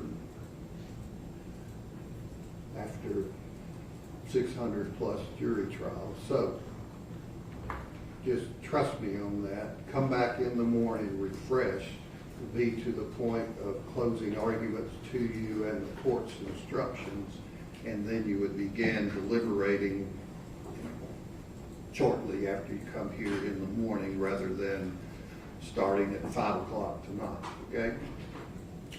Just remember what I said about not discussing the case, going by any locations, looking things up, listening to anything in any kind of media outlet, social media included, and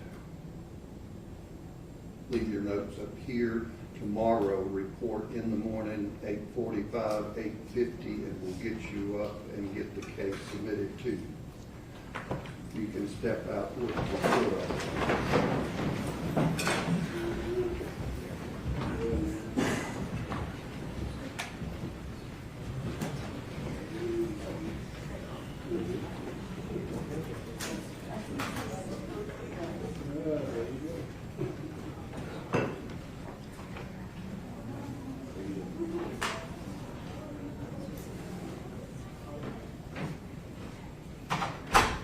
Give the jury a few moments to get off the floor, and they're printing you the statement on their